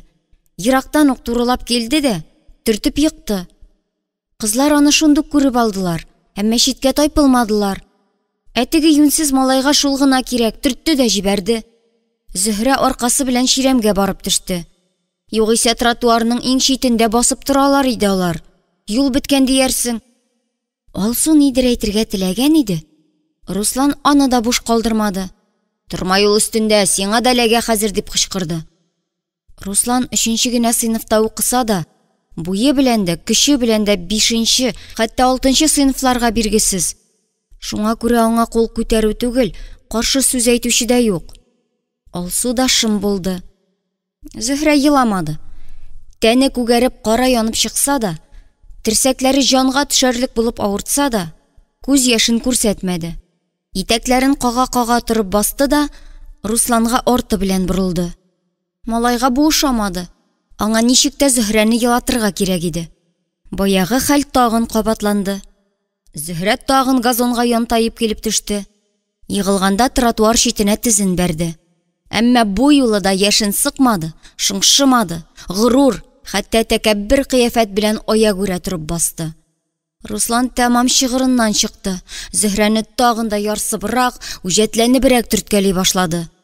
Бу әкәмәт күренешкә карап торган Алсу түзмәде, сулкылдап елап җибәрде.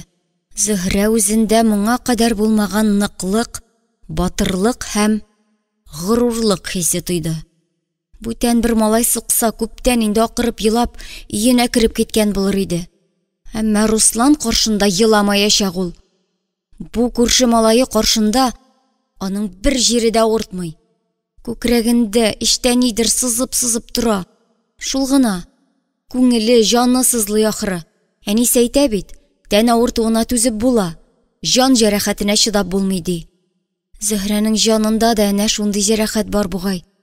Руслан өчен, шушы хулиган малай өчен өзелә-өзгәләнә аның күңеле. Ул әйбәт булса, икесе нинди тату, тугры дус булырлар иде. Көн сайын очрашып торырлар иде. Руслан аны сугыш чукмары малайлардан саклар иде, яклар иде. Ә Зөһрә моңа җавап итеп, яңа укыган китапларын сөйләр иде. Өенә видик карарга чакырыр иде. Русланның видиге юктыр шул. Ул да ятим бит. Зөһрәгә шулай тоела. Чөнки Русланның бер вакытта да әтисе белән күренгәне юк. Геләнисе белән, кайчакта гына әбисе белән йөри ул. Сания исемле сеңлесе дә бар. Әтисез балага тияргә тиеш түгелдер ул. Якларга тиеш ул аны. Яклар урында Руслан үзе Зөһрәне кыйный.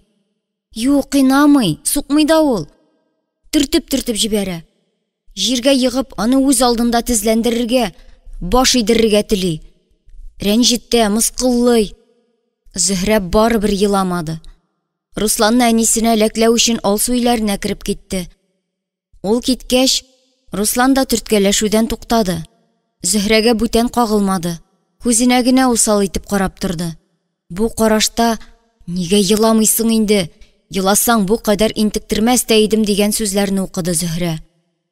Үзе горур һәм моңлы карашы белән җавап та бирде. Без бит дуслар булырга тиеш идек. Ә син безнең була алмый калган дуслыгыбызны рәнҗеттең. Руслан кискен борылып, үз подъездларына кереп китте. Зөһрә дә әнисен ияртеп килеп чыккан Алсуга ләни игътибар итеп тормыйча өенә ашыкты. Шул көнне үк язмышка хат язды.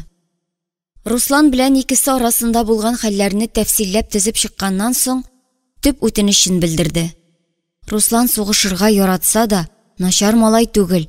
Шуңа күрә мине яклап, аңардан үч алсаң, авыртырлык итеп сукма, яме? Рәхмәт, язмыш.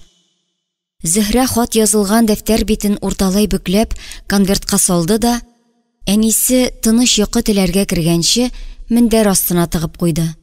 Иртән торганда хат мендәр астында юк иде инде. Язмыш озак көттермәде.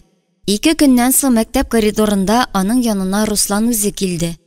Килде дә, Зөһрәнең күзләренә туры карарга кыймыйча, басынкы гына сүз башлады. Зөһрә, теге көн өчен ачуланма. Гафу ит мине. Башкача бер дә алай итмәм. Син әйбәт кыз, елак түгел. Миңа андыйлар ошый. Моннан соң мин сине үзем яклармын, яме? Ну, пока. Зөһрә Русланны ничек авыз ачып каршы алган булса, шулай авызын ачкан килеш узатып калды.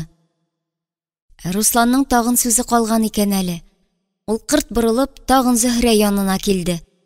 Аның нык каушаудан салкын йөгерә башлаган кулын үз учына алып, бу юлы Зөһрәнең гаҗәпләнүдән тагын да ачылып, матурайып киткән күзләренә туп-туры карап, "Классный әтиең бар синең. Без аның белән дуслаштык. Әйдә синең белән дә дус булабыз", дип сөйләнде. Бүтән кыйнамасаң гына, булмаган әтисе хакында ишетеп, тәмам аптырашта калган Зөһрә ничек җавап бирүен сизми дә калды. Русланның карашы тагын читкә тайпылды. "Әйттем бит инде, гафу ит дидем." Бетте. Ә син минем портфельне мәктәптән өйгә кадәр күтәреп кайтырсыңмы? Дус булгач, алып кайтам да кайтам инде. Кышын тау шуганда чанамны тауга алып менәрсеңме? Дус булгач, алып менәм дә менәм инде. Тәмле әйберләр алып бирерсеңме? Дус булгач, алып бирәм дә бирәм инде.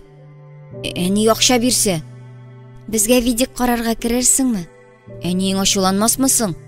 Мине бит беркем дә чакырмый. Юк, син җавап бир, керерсеңме?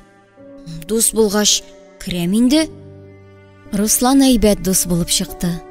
Зөһрә аны көннән-көн үз итте. Руслан да бөтен күңеле белән аңа тартылды. Күңелнең яше юк диләр бит. Икен арасының пар йөрәге бер булып тибә башлаган мәл иде бу. Әлеге гүзәл мәл мизгелне бары тик илаһи көч кенә, язмыш тәкъдир дигән сихри куәт кенә тудыра алуы көн кебек ачык иде. 8нче бүлек. Зөһрә дуга өйрәнә. Зөһрә дугалар белми. Коръән укып утырырга, намазга басарга кичкенә әле ул. Шулай да авылдагы әбисе өйрәткән 2 дуганы яттан укый. Аның берсе бисмилла. Авылга кайткач, әбисе Зөһрәдән гел шушы сүзне әйттерә. Иртән торгач, берәр эшкә керешкәндә әйтәләр бу дуганы. Зөһрә аны шәһәргә кайткач та гел кабатлап йөри.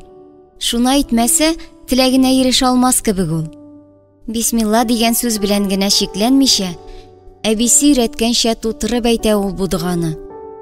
Әгъузу биллаһи минәш шайтанир ражим. Бисмиллаһир-рахманир-рахим. Зөһрә аның мәгънәсен дә яхшы белә. Рәхәттән таш атып куылган шайтаннан Аллаһ Тәгаләгә сыйынам. Дөньяда да, ахирәттә дә рәхмәт кылучы Аллаһ Тәгаләнең исеме белән башлыйм бу эшемне дигән дуга бу. Аштан соң әйтелә торган дуганы да белә Зөһрә. Анысын да әбисе өйрәткән иде. Бер вакыт онытып җибәргәч, күрше Салиса әбисеннән сорап хәтерен яңартып чыкты. Ә ул булай: Әлхәмдүлиллаһилләзи әдгамәни ва сақани ва җәгаләни минәл муслимин. Мәгънәсе дә гап-гади. Аллаһка шөкер. Аллаһ Тәгалә мине ашатты, эшертте һәм мине мөселманнардан кылды. Менә шушы 2 дуга белән яши Зөһрә. Әлбәттә, дөньялык өчен, яшәү өчен булар гына аз. Бер көнне күрше ишек алдыннан кирип йөри торган кара эт чак кына тешләмәде үзен. Дөресен генә әйткәндә тешләде. Әмма аның хәтәр тешләре Зөһрәнең итегенә туры килде. Шул көннән башлап итегенә су үтә. Суга кермичә генә уйный хәзер. Зөһрә белә, кара эт, кара мәче, сихер, зәхмәт, кара көчләр галәмәте. Яман күзләр шундый кара этләр рәвешенә кирип йөри имеш. Теге вакытта яман күздән, яман көчләрдән саклый торган дуганы әйткән булса, эт тә тешләмәс иде мөгаен. Тагын авырулардан саклый торган дугаларны белми Зөһрә. Әнисенең бик еш башы авырта. Үзе дә сирәк-мирәк кенә температуралап ала. Бигрәк тә әнисе өчен борчыла Зөһрә. Дуга белсә, шуны укып, әнисенең авыруларын бик тиз куып җибәрер иде ул. Күршедәге Салиса әби кергәндә, әнисенең башы авырткан чагы туры килсә, сиңа кияүгә чыгарга кирәк балам дип сөйләнгән була. Никтер дуга укымый. Ә бит бик күп дугалар белә. Кайчакта Зөһрәнең әнисе авыр сулап, үзебезгә генә яшәү кыен шул дип уфтанып куя. Менә шул кыенлыкларны җиңәр өчен дә берәр дуга бардыр бит. Бардыр. Зөһрә моны төгәл белә. Шул кыенлыкларны, авырлыкларны кичү өчен чыгарыла бит инде ул дугалар. Зөһрә ике дә уйлап тормыйча шул дуганы да ятлап алыр иде. Бер көнне Зөһрәләр сыйныфына абыстай килде. Гел татар баласы укыгач, Гөлсинә апасы чакыргандыр инде. Зөһрәнең әлегә чын абыстайны күргәне юк иде. Ачык йөзле, матур, мөлаем була икән алар. Тавышы шундый йомшак, ягымлы, моңлы. Ул вәгазь укыганда Зөһрә ыеп, йоклап китә язды. Ярый әле күршедәге алсу терсәге белән кагылып өлгерде. Соңыннан абыстай, "Бираздан мин тагын киләм. Дугалар өйрәнеп куегыз, сыраячакмын" диде. Зөһрә өйгә кайтып керү белән, әнием, дугалар өйрәт әле миңа. Абыстай әби бик күп дугалар өйрәнеп килергә кушты. Сыраячак" дип, әнисен җилтерәтеп йөртә башлады. Кызы, мин бик белеп бетермим шул. Салиса әбиеңә керсәң генә инде. Керәсем килми аның янына. Нигә инде? Ул дуга укыганда гел көләсене китерә. Көлсәң тирги. Ник көләсең соң? Кортлардан көләргә ярыймыни? Мин бит аңардан көлмим, иреннәреннән генә көләм. Иреннәре кызыганың. Алай димә, кызым, ярамый. Гөнаһысы булыр. Нәрсә ул гөнаһы? Син аны белергә иртәрәк әле, кызым. Балаларда гөнаһ булмый. Миндә дә юкмы? Юк, кызым. Гөнаһы начарлык, ялган, хыянәт, имансызлык, кешелексезлек дигән сүз. Шуны онытмасаң, әлегә җитеп торыр. Дугалар гөнаһыдан саклыймы, әнием? Әйе, алар кешенең рухи юлдашы. Каян өйрәним соң мин аларны, әнием? Ярар. Берәр нәрсә уйлап табарбыз әле. Хәзер бар, дәресләреңне кара. Шуның белән сүз бетте. Зөһрә бүлмәсенә кереп дәресләренә чумды. Әнисе кухнясында булашып калды. Кем беләндер озак итеп телефоннан сөйләште. Өй эшләрен эшләп бетереп, иртәгә буласы дәресләр өчен портфелен тутырып куйгач, Зөһрә һәр көндәгечә үзенең якын дустын, язмышны исенә төшерде. Хәзер кайда икән ул? Нишли икән?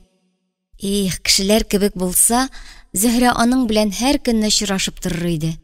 Әнисеннән рөхсәт алып, аны үзләрендә яшәтер иде. Урамга да гел бергә чыгарлар иде. Язмыш белән бергә булгач, теге кара зәхмәтле бүтән бәйләнмәс иде. Шунда Зөһрәнең зиһенен бер уй сызып үтте. Әгәр ул изге дугаларны язмыштан сорап караса, җибәрер иде. Ул бит һәр нәрсәгә дә өлгер. Шунда ишек кыңгыравы шылтырады. Ишекне ачып чыккан әнисе кулына җыйнак кына төргәк тотып керде.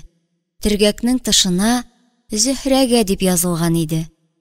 Ниндидер тылсым эзләгән кебек ашыгып төргәкне актара башладылар.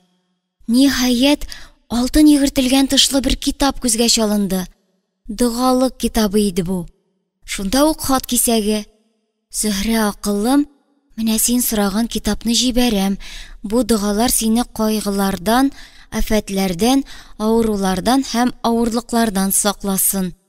Амин. Синең я.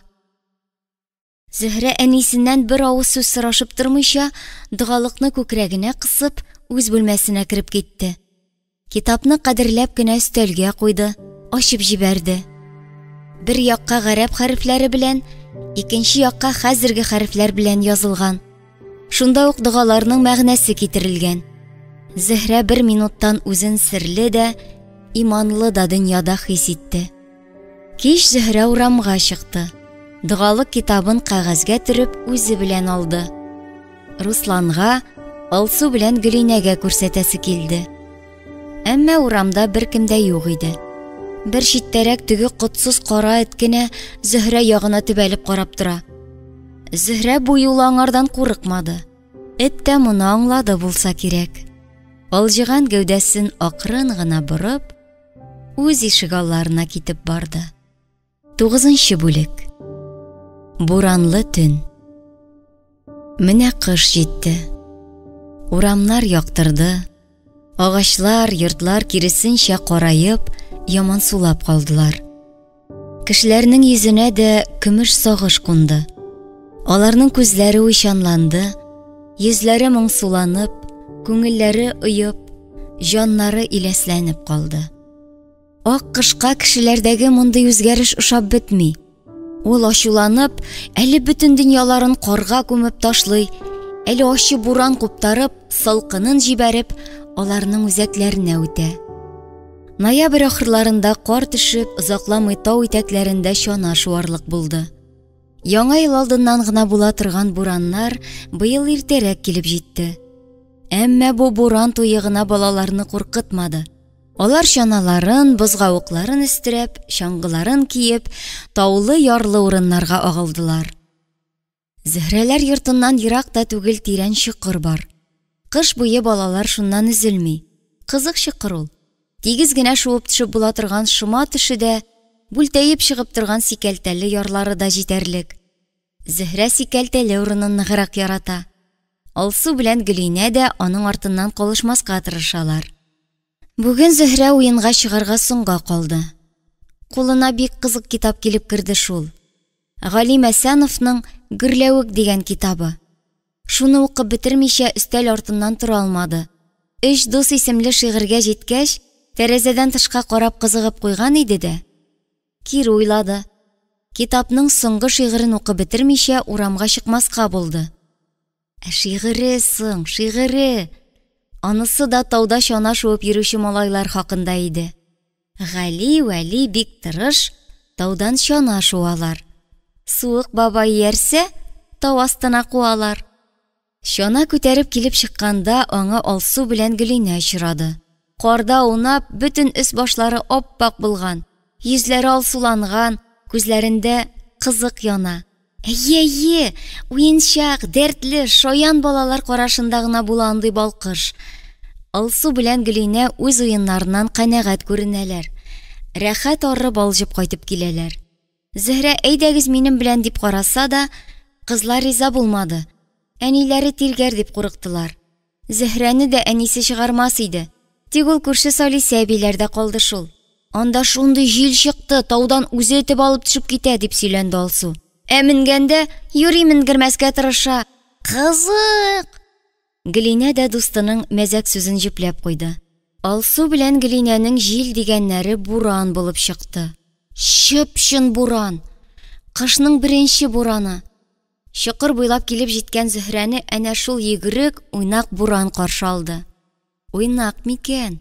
Уйнактан усал буранга үрелеп бара иде инде ул. Әнә бит, чанасын өстерәп тау башына килеп баскан Зөһрәгә ярсып ыжгырып ташлана. Аны йыкмакчы, үзенә буйсындырмакчы була. Тауда 2 малай чаңгы шуып азаплана.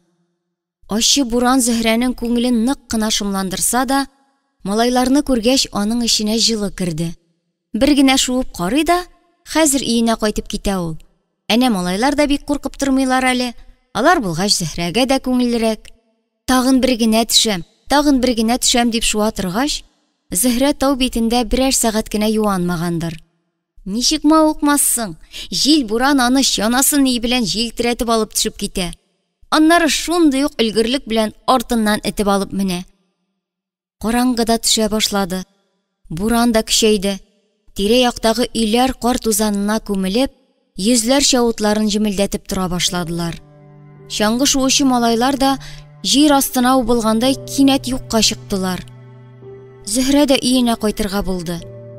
Иң соңгы мәртәбә генә төшәм дә, шушы соңгы мәртәбә аны харап итте дә инде. Бу юлы ул үзе дә сизмәстән чокырның иң ерак төпкеленә, бер кем дә шумый торган караңгы почмагына төшеп китте. Кар иермәсе бөтереп шул якка борып җибәрмәсә, ул бу почмакка мәңге төшәчәк түгел иде. Соңгы мәртәбә шуып төшеп, кабат тауга менәр иде дә, өенә кайтып китәр иде. Әнисе белән гәпләшеп чәй ишәр иде. Аннары дәресләрен хәзерләргә утырыр иде. Видик карап алыр иде. Бу юлы Зөһрә озак төште. Кайсыдыр сикәлтәне үткәндә йыгыла язды. Каты бер әрем камылы аның битен сыдырып тырнап калды. Чокырның төбенә төшеп җитәрәк, Зөһрәнең күңеленә беренче мәртәбә курку керде. Ләкин ул ныклап куркырга өлгерә алмый калды.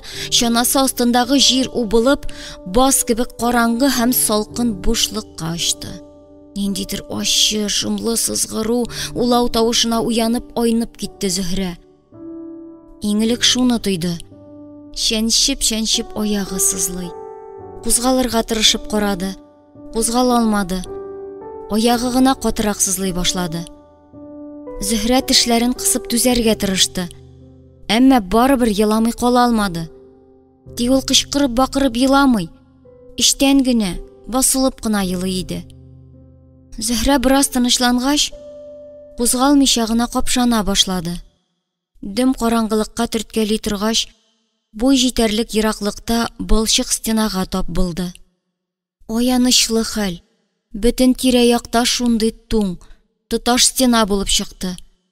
Димәк, ул ниндидер тирән чокырга, базга килеп төшкән. Зөһрә нишләргә дә белмәде.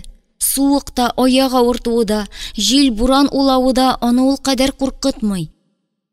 Ә менә шомлы караңгылык җанына үтеп шомландыра, куркыта. Ул һаман кузгала алмый иде.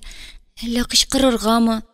Зөһрә бөтен көченә кычкырып та, ярдәмгә чакырып та карады. Үз тавышын үзе танымады. Язгы ташкын гөрләвекләрдән убылып калган җир тишеге гүя аның зәгыйфь тавышын бөтен көч-куәте белән эләктереп алган да, үзеннән ерак җибәрмичә, мәңгелеккә шушы чокырда калдырырга тырыша иде. Зөһрә үзенең аянычлы хәлдә калуын аңлады. Җан өшеткеч уй аның сабый күңелен авырттырып үтте.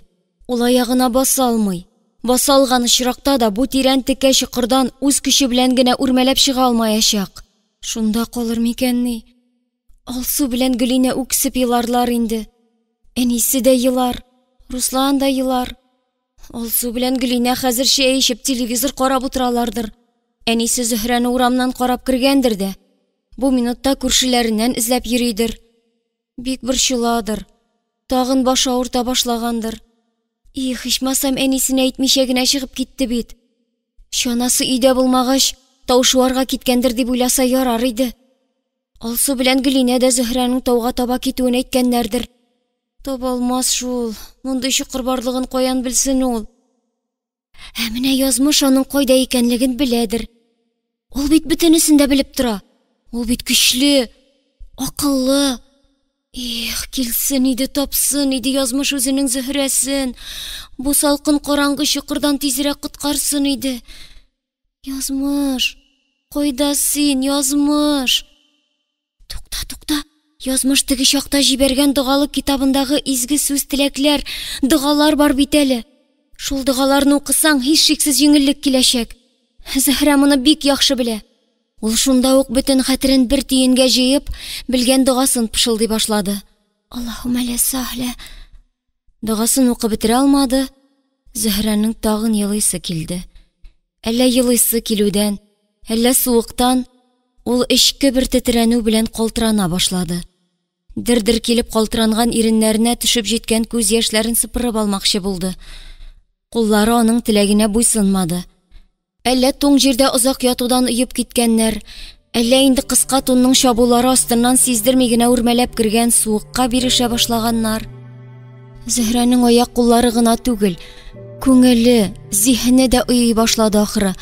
Кинәт аның бөтен дөньясы җылынып, яктырып китте. Бераздан ул үзенең ниндидер сихри төш шаукымында калуын тойды. Аңа рәхәт тә, кыен да иде. Бер үк вакытта бәхетле дә, бәхетсез дә иде. Чын ихлас язмышлы һәрбер кеше кебек. Язмыш, Язмыш, мин сине көтәм. Ник килмисең инде, Язмыш? Ник килеп коткармыйсың мине, Язмыш? Язмыш. Саташып ятучы Зөһрәнең суыктан күгәргән иреннәре бу минутта бердән-бер күңел таянычын, җан дустын, рух куәтен, Язмышын чакырып тилмерәләр иде.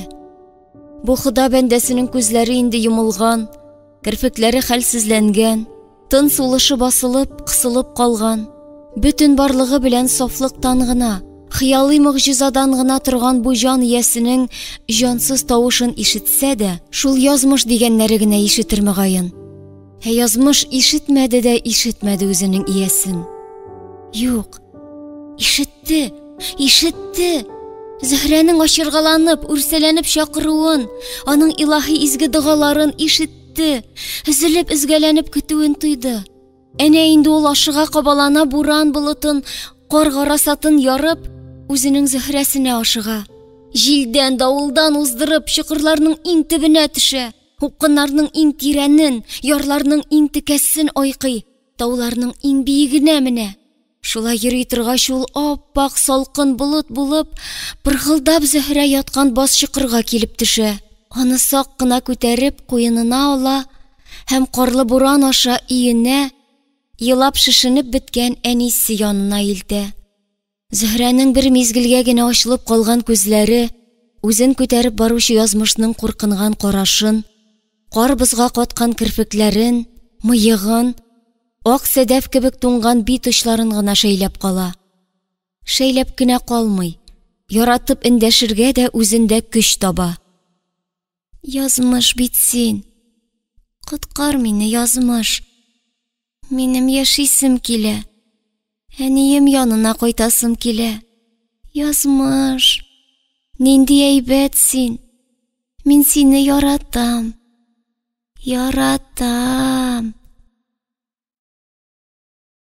Зөһрә өшеп туңып уянды.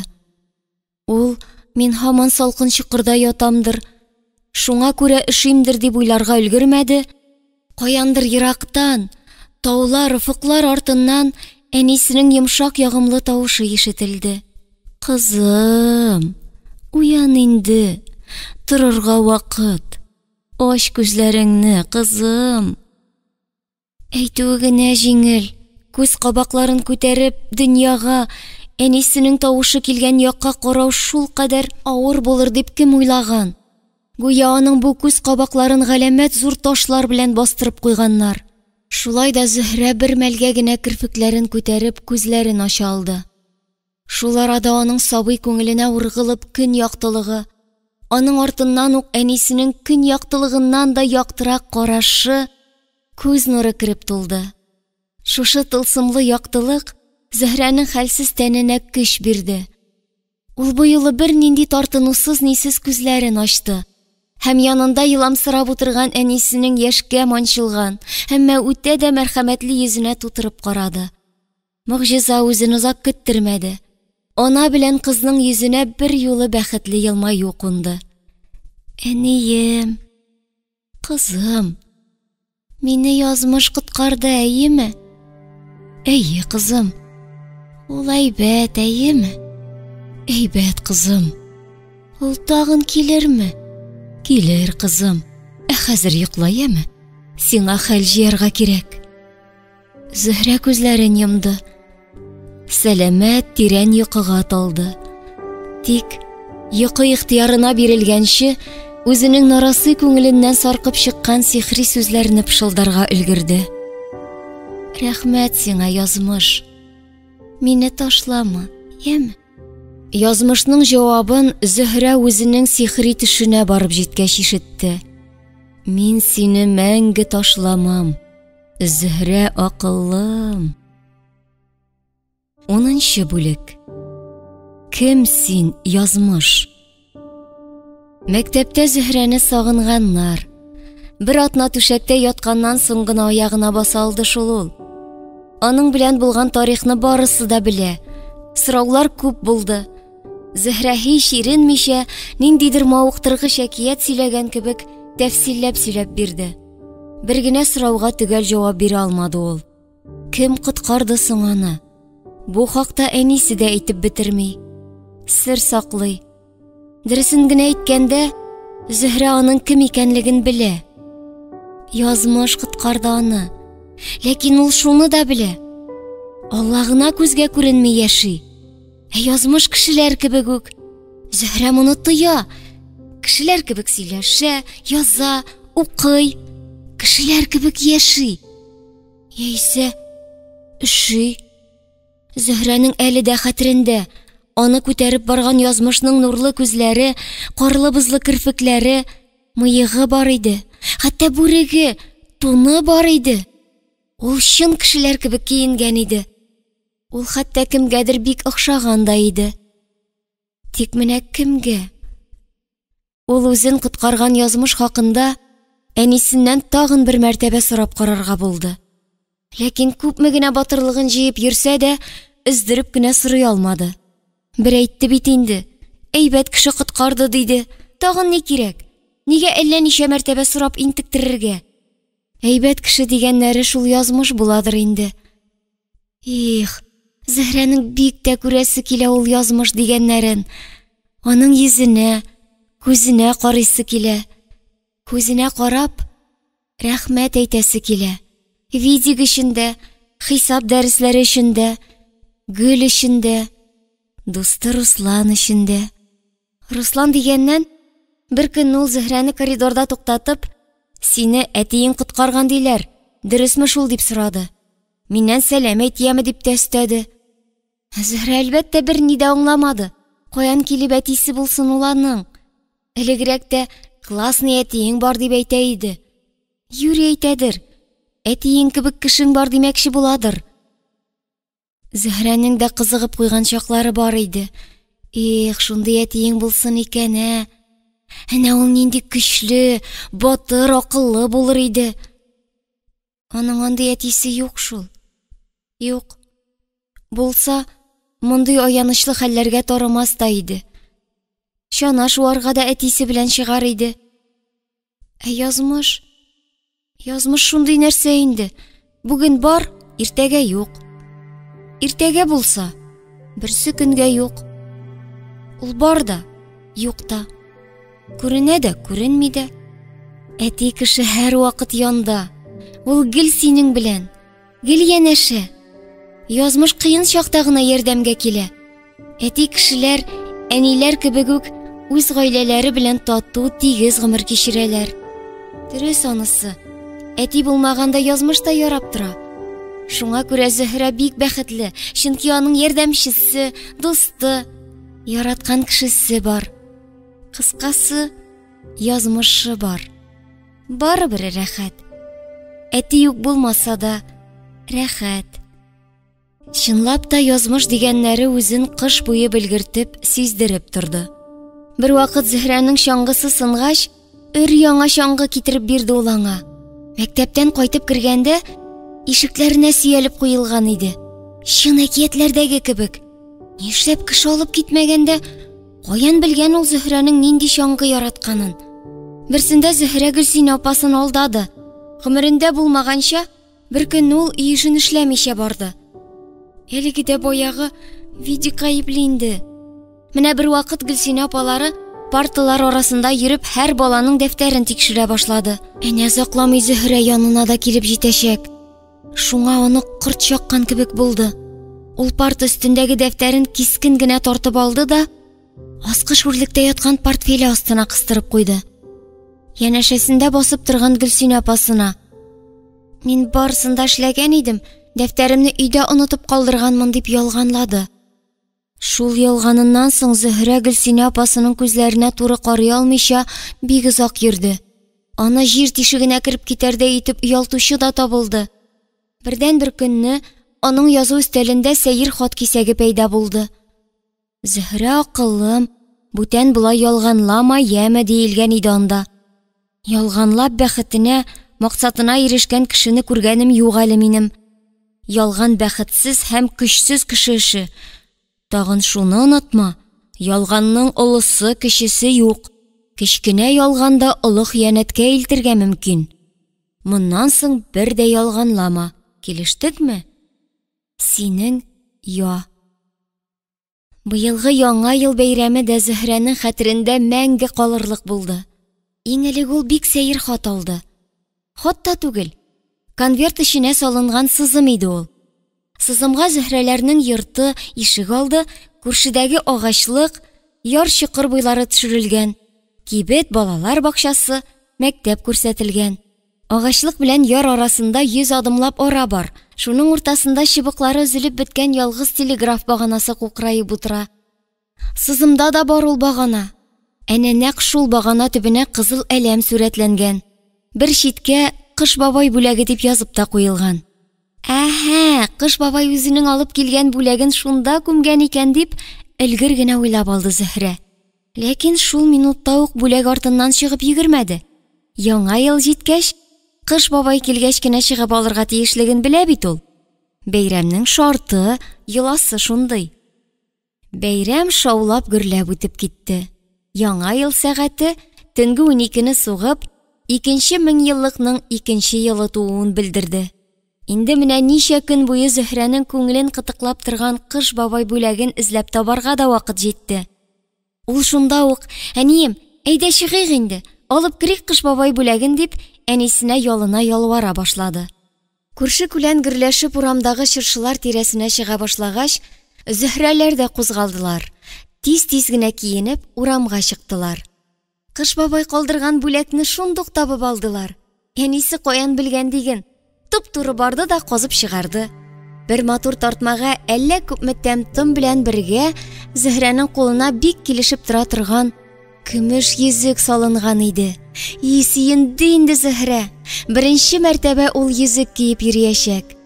Андый затлы йөзек сыйныфтагы әтиле кызларда гына бар. Хәзер Зөһрәдә дә булачак. Рәхмәт инде Кыш бабайга. Кыш бабайга микән? Зөһрә кайсы төше беләндер сизә. Бу бүләкне дә Кыш бабай исеменнән язмыш, аның игелекле язмышы калдырган булырга тиеш.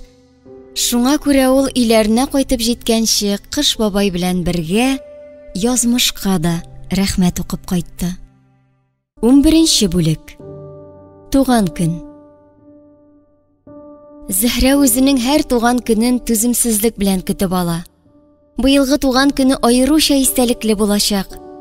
Укырга кергәч беренче тапкыр бәйрәм итә бит. Янә үзенең сыйныфташларын, Гөлсинә апасын чакырачак ул. Руслан керәчәк. Тагын бер кеше барын. Бик чакырыр иде. Ләкин Зөһрә аны ничек чакырырга икәнен белми. Хәтта аның кем икәнен дә, кайда, ничек яшәвен дә белми. Язмышның кайда яшәвен беркем дә белми шул. Иясен үзе килеп таба язмыш. Гына, ишарә генә булсын. Бу юлы да шулай булды. Туган көненә 2 атна кала, аның язу өстәлендә бер хат барлыкка килде. Гадәттәгечә, Зөһрә акыллым дип башланган иде ул. Туган көнең белән котлыйм, матур якты киләчәк, бәхетле гомер телим. Сорауым да бар. Бәйрәмеңә нинди бүләк җибәрим? Иң теләгән әйбереңне әйтеп яз, яме? Синең я. Зөһрә сөенеп бетә алмады. Онытмаган икән аны. Онытмаган. Аның язмышы кайдадыр шунда гына, якында, янәшәдә генә. Ул һәр даим Зөһрәне күзәтеп тора. Аңа яратып, үз итеп карый. Күзе дә сизмәстән Зөһрә як-ягына каранып алды. Бүлмәдә беркем дә юк иде. Әллә бармы? Бар да кебек, юк та кебек. Кемдер карап тора шикелле. Тирән итеп, уфтанып сулыш ала кебек. Хәтта яши кебек. Әнә йөрәге дә дөп-дөп тибеп тора. Юкла, стенадагы сәгать икән ул. Йөрүе дә башкача. Дөп-дөп, дөп-дөп. Әллә икесе дә бер үк нәрсәме? Язмышны вакыттан, вакытны язмыштан айырып карап булмый бит. Әллә язмышның яшәгән урыны сәгатьме? Үзе яшәмәсә дә, бәлки аның җаны шунда яшидер. Зөһрә сәгатькә якынрак барып, озак кына карап торды. Сәгатьнең дә йөзе, күзләре, кашлары, теле һәм йөрәге бар икән. Ул үзе дә йөрәккә охшаган икән. Әлбәттә, инде үзе дә йөрәккә охшагач, аның эчендә җан да булырга тиеш. Зөһрә нәни учлары белән үрелеп, сәгатьне иркәләмәкче, сөймәкче булды. Ләкин кагылмады. Рәнҗетермен, туктатырмын дип курыкты. Кабат өстәле янына килде. Язмышның хатын тагын бер мәртәбә укып чыкты. Өстәл тартмасыннан ап-ак кәгазь бите алды. Иң матур каләмен сайлап, язмышка хат язарга кереште. Исәнме язмыш? Хатны башлау гына җиңел шул. Иң кыены аннан соң. Нәрсә сорарга икән? Зөһрәгә кирәк әйберләр күпләү ул. Ат сорасаң инде, Зөһрә үлеп ат ярата бит. Авылга әби бабасына кайткач, атлар кылыннар яныннан кирми дә ул. Нәселдән киләдер бу шаукым. Бабасы да атлар караган, гомере буе атта йөргән. Зөһрә әтисенең ат яратканын, яратмаганын белми. Ул әтисен бөтенләй дә белми. Ә менә ат җене дигәннәре бабасыннан йыгып калган булырга тиеш. Әбисе дә шулай дигән була. Юк, атлар турында булай гына уйлап куйды ул. Чөнки белә, шәһәрдәге фатирларына ат кадәр ат сыймаячак. Башка берәр нәрсә сорарга кирәк. Зөһрә үз алдына елмаеп куйды. Ул тагын бер әйбергә кызыгып йөрүен. Автобус тукталышындагы киоск тәрәзәсендә бик матур бер муенса эленеп тора. Яшелле, зәңгәрле, көмешле күкле төймәләрдән тезелгән бу муенса бик тәсирле, тылсымлы булып тоела Зөһрәгә. Сатып алмаса да, тотып кына булса да карыйсы иде. Автобус килгәнче озак итеп шул муенсага карап тора Зөһрә. Әнисе көчләп диярлек алып китә аны киоск яныннан. Нәрсә сорарга соң? Зөһрәнең Гөлинәнеке кебек велиги да, Алсуныкы кебек затлы кара күзлеге дә юк. Тагын бик күп нәрсәләре юк аның. Кайсын сорарга соң? Кайсын гына сорама, язмыш барыбер шуны калдырып китәчәк. Чөнки аның язмышы үз сүзендә тора белә. Тик нәрсә генә бүләк итсә дә, үзе килмәячәк ул. Зөһрәнең туган көне язмыштан башка гына узачак. Их, үзе килсен иде. Туган көнгә шундый шәп бүләк булыр иде. Ләкин килмәс шул. Ул бит язмыш. Кешеләргә изгелек эшләп йөрсә дә, үзе бик күренәм дип тормый. Күренә торган булса түзмәс иде. Зөһрәсе янына әллә ничә мәртәбә килеп китәр иде инде. Шулай да Зөһрә язмышны туган көненә чакырып карарга булды. Бер нинди бүләк тә кирәк түгел миңа дип язып китте ул. Минем бөтен әйберем дә бар. Әтием генә юк. Ләкин әтиләрне язмышта алыштыра алмый. Шуны беләм. Әни шулай ди. Әти кеше һәр кем өчен берәү генә була. Миңа бер нинди бүләк тә кирәк түгел. Үзең кил. Шул минем туган көнемә зур бүләк булыр. Мин сине бик көтәм. Көтәм. Әни дә көтә. Үзе әйтми. Әмма мин моны төгәл беләм. Хәзергә сау бул язмыш. Авырма, яме? Сәлам белән, Зөһрә. Зөһрә хатын язып бетерде дә конвертка салып, баш астындагы мендәренә кыстырып куйды. Йокларга иртәрәк иде. Әнисе янына да чыгасы килмәде. Ул мендәренә башын куеп, моңлы кешеләрдә генә була торган тирән уйга калды. Төрле иде аның уйлары. Матур иде аның уйлары. Ниндидер якты, сихри бер мөгъҗиза алдыннан гына була торган уйлар. Мондый уйлар балалык чорында гына булырга мөмкин. Чөнки алар сафлыктан, самимилектән туалар һәм кешенең, шәхеснең асылын тәшкил итәләр. Бу уйлар хакында кычкырып сөйләшергә ярамый, хәтта бөтенләй дә сөйләшергә ярамый. Шуңа күрә бу юлы 8 яшьлек Зөһрәнең күңел дәрьясына кереп тормыйк. Аны туган көненә кадәр үзе уйлап чыгарган матур, якты һәм үтә дә серле уйлары белән калдырып торыйк. Бәйрәм ял көненә туры килде. Кунаклар яктыда ук җыела башладылар. Беренче булып Алсу белән Гөлинә ишек шакыды. Алар бүләкләрен тапшыргач, Зөһрәгә өстәл әзерләргә булыштылар. Гүзәлия кухняда пешеренде. Кызлар көлешә-көлешә табын тирәсендә бөтерелделәр. Озакламый Зөһрәнең калган сыйныфташлары да килә башлады.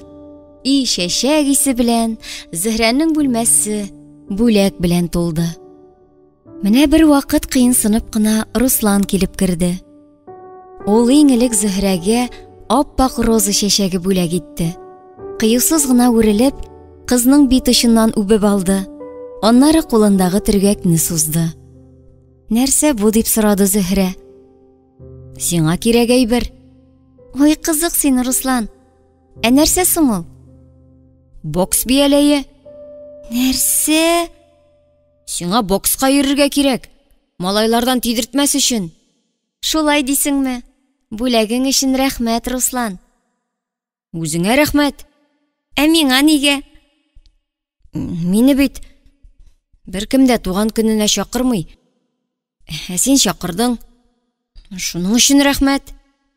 Алар бит синең нинди икәнлегеңне белмиләр, Руслан. Мин беләм. Русланнан соң Гөлсинә апалары килде.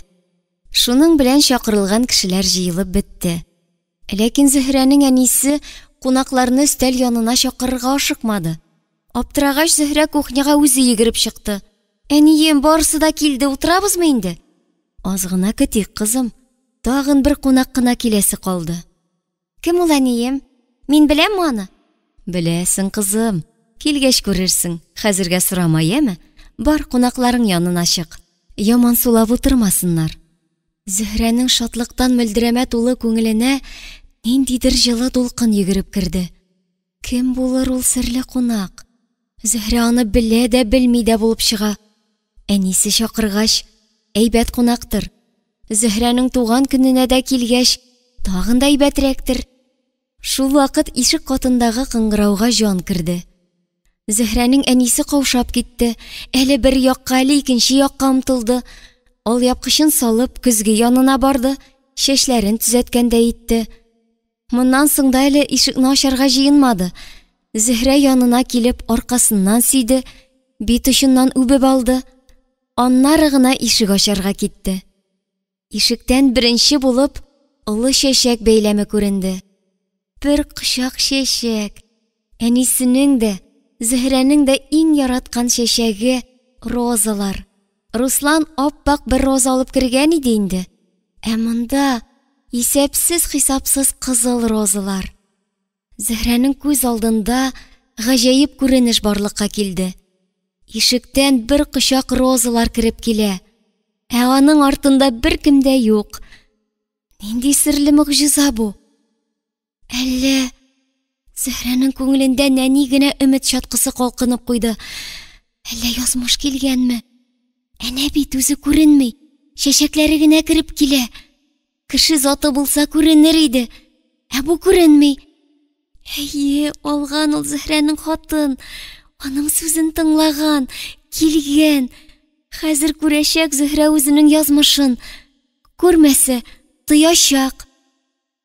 Әмма бер кочак роза артыннан ишектән әнисенең элекке танышы Ясир абый килеп керде. Килеп керде дә, елмаеп, балкып, Зөһрәгә таба атлады. Аны җәй исләренә аңкытып торган чәчәкләр белән күмде. Туган көнең котлы булсын диде ул йөзендәге матур елмаюын сүндермичә. Һәм түш кесәсеннән яшелле, зәңгәрле, көмешле, күкле муенса чыгарып, аны Зөһрәгә кидерде. Аннары чәчәген ие белән күтәреп, кочагына кысты. Бәхетле бул Зөһрә, акыллым, диде. Кыз хушын акылын җыеп бетергәнче, аның гаҗәпләнүдәнме, кыенсынуданмы алсуланып киткән битеннән үбеп алды. Зөһрә барысын да аңлады. Бүген аның туган көненә чып-чын язмышы килгән иде. Ул моны Ясир абыйсының куенына килеп керү белән тойды. Теге вакытта, буранлы төндә, нәкъ шушы кулларда, шул кочакта кайтты бит ул. Зөһрә бу кулларны башка бер генә кул белән дә бутамаячак. Шул ук күзләр, шул ук йөз, елмаю, мыек. Нәрсә ди бит? Зөһрә акыллым ди. Нәкъ хатында язганча. Хатын тәмамлаганда да синең я дип куя иде. Бу я дигәннәре Ясир абыйсы икән бит. Язмыш Ясир. Ясир язмыш. Нинди матур мөгъҗиза бу. Быел Зөһрәгә туган көне менә шушы матур мөгъҗизаны бүләк итте. Ясир абыйсы кыяфәтендә килеп кергән, язмыш куенында утырган Зөһрәнең күз алдында шушы бер мизгел эчендә ярты еллык гомере якты балкыш кебек чагылып киткәндәй булды. Ниндидер мөгъҗиза булып хәтерендә калган видикта, зәңгәр чәчәкле гөл дә, күрше подъездда яшәүче Руслан исемле малай белән дуслашып китүе дә, дугалык китабы да, буранлы төн дә, ишек төбендәге чаңгылар да, Кыш бабай бүләкләре дә, ялганы өчен шелтәләп язылган хат та, барысы да шушы көләч, матур, акыллы, игелекле Ясир абыйсының эше икән. Зөһрә бу матур ачыштан, дөресрәге, серле мөгъҗизалы төштән уянырга теләмәгәндәй, күзләрен чытырдатып йомды. Аннары алга омтылып, Ясир абыйсы кыяфәтендә килеп кергән язмышын газиз әти-әниләре кочаклаган кебек кысып кочаклап алды. Һәм ниндидер бик мөһим сер әйткәндәй, ул гына ишетелерлек итеп серле пышылдады. Килүең өчен рәхмәт. Мин сине бик яратам. Кунаклар таралгач, алар шәүләп шәй иштеләр. Бу юлы да Ясир абыйсы күбрәк әнисе белән сөйләште. Әмма Зөһрә аңа бер тамчы да үпкәләмәде.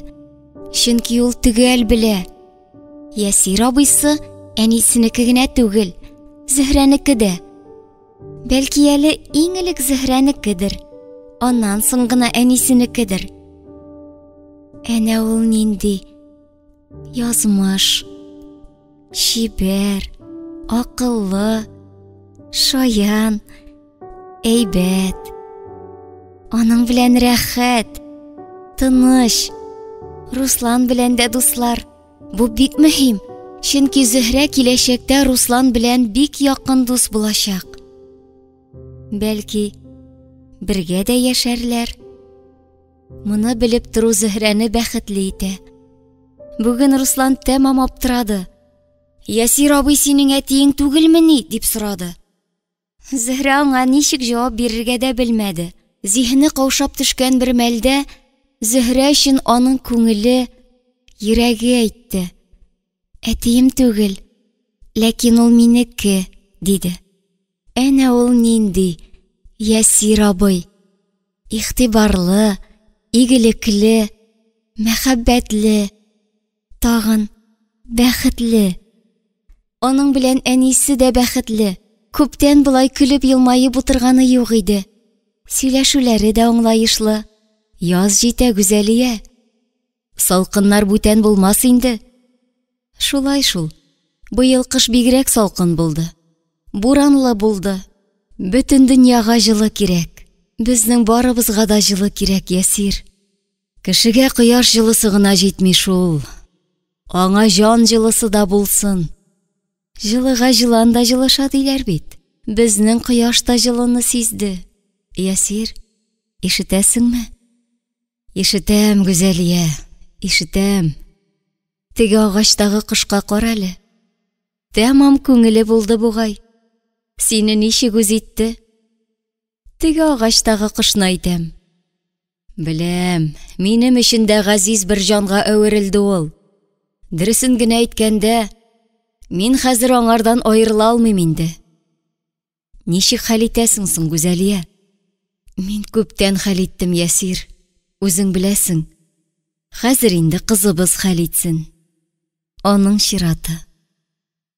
Кызыбыз дигән сүзне ишеткәч, кәнфит кәгазьләре белән уйнап утырган Зөһрә кискен башын күтәрде.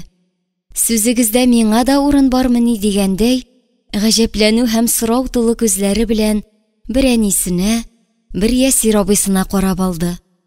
Аннары, ярый үзегез беләсездер әле дигән кебек тыйнак кына елмаеп куйды да, фантиклы уенын дәвам итте. Кызыбыз белән күптән сөйләшеп куйдым инде мин Гүзәлия. Я, ул риза. Нишләп мин берни дә белмим? Беләсең. Зөһрә кызым, Ясир абыең дөрес әйтәме? Син аны яратасыңмы? Зөһрә бераз ялыбрак, әмма эчке бер ныклык, ышаныч белән җавап бирде. Яратам. Моннан соң мин аны бер каяда җибәрмим.